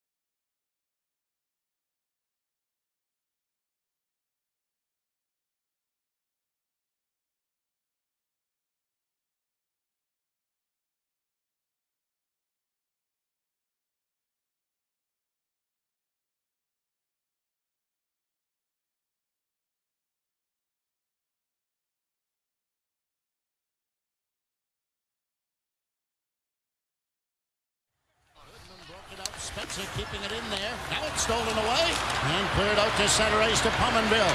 Pominville into Ottawa territory. Pominville goes around Alfredson, cuts in front, scores! Jason Pominville, short-handed. Oh, now do you believe? Now do you believe? These guys are good, scary good, and they are going to either Carolina or New Jersey. The Buffalo Sabres knock off the Senators in overtime. Buffalo now has 19 years ago. Today. 19. It's a long time. What else do you remember from that game? From that game, it's the 3-2 winner. This is where I told you I thought Drury scored a power play goal from The Office. He did, second period. Okay, that one. I remember that I was at Buffalo Wild Wings on Elmwood Avenue and jumped onto a table when he scored. And stood on a table. And stood on it. I was standing on a table. Wow. Yep. I watched both games 1 and 5 at that Wild Wings. The Sabres scored 33 seconds into the game. To Linder? Okay. From Kodalik and Drury. Then I guess I remember all the goals. Brian Pothier scored to tie it for Ottawa at 2. And then Pominville shorthanded because there were... How about that? Is that the most amazing part of it? A penalty called in playoff overtime? Yep. Will we ever see a shorthanded game winner again in the NHL? You don't have an opportunity. They don't call it unless it's delay a game. For those of you that are very young, a couple in the chat, Wild Wings on Elmwood, where? Do you even remember that? Do you know where it was? No. Okay. The only one I know of is Niagara Falls Boulevard. Okay. There was one by the Regal. And there used to be one in Orchard Park. By Channel 4 in that plaza. Oh. There was a Wild Wings right there. What is it now? I don't even know. A gym? I think it's a gym. Okay. But yeah, Wild Wings was right there. I don't have stories like that. Like games I watched at places that aren't open anymore. I've got a bunch of those. I watched Game 7 of Sabres Carolina at Cozumel. Really weird pull for that game. But yeah, you don't remember Cozumel. I don't know. Like a Mexican restaurant? Kind of. Cozumel. Why were you there for Game 7? Just that was... I was at Cozumel was a outdoor patio life, Elmwood Village. Okay. Like, it was the best. Okay. In certain ways. Sal remembers Cozumel, right, Sal? You remember Cozumel? No? All right, you were out of town? Okay. I don't remember. I think I know about it. I don't think I've ever gone. Yeah. It was a very questionable decision to watch Game 7 of the Carolina series there. It's probably why they lost and I went there. That's why. I mean, everyone has their story for why they lost. It could be my fault. I believe it's my fault because me and my brother were playing mini sticks during the second intermission and I missed the first 45 seconds of period 3. That is your fault. I blame him. I watched Game 2 of the series against Philadelphia at a bar that I think it's what's it called now? I haven't any idea. It's on Delaware, across from like the Tim Hortons there, that corner bar. Doug Allen performed the anthem in the bar. Great moments. 12 minor penalties in Game 5, by the way. Yeah. Sal's coming up, Northtown Automotive Extra Point Show. Maybe some more schedule leaks. Maybe not. Full schedule tomorrow. We had a great time. Excited to find out more Eagles games. Stay tuned.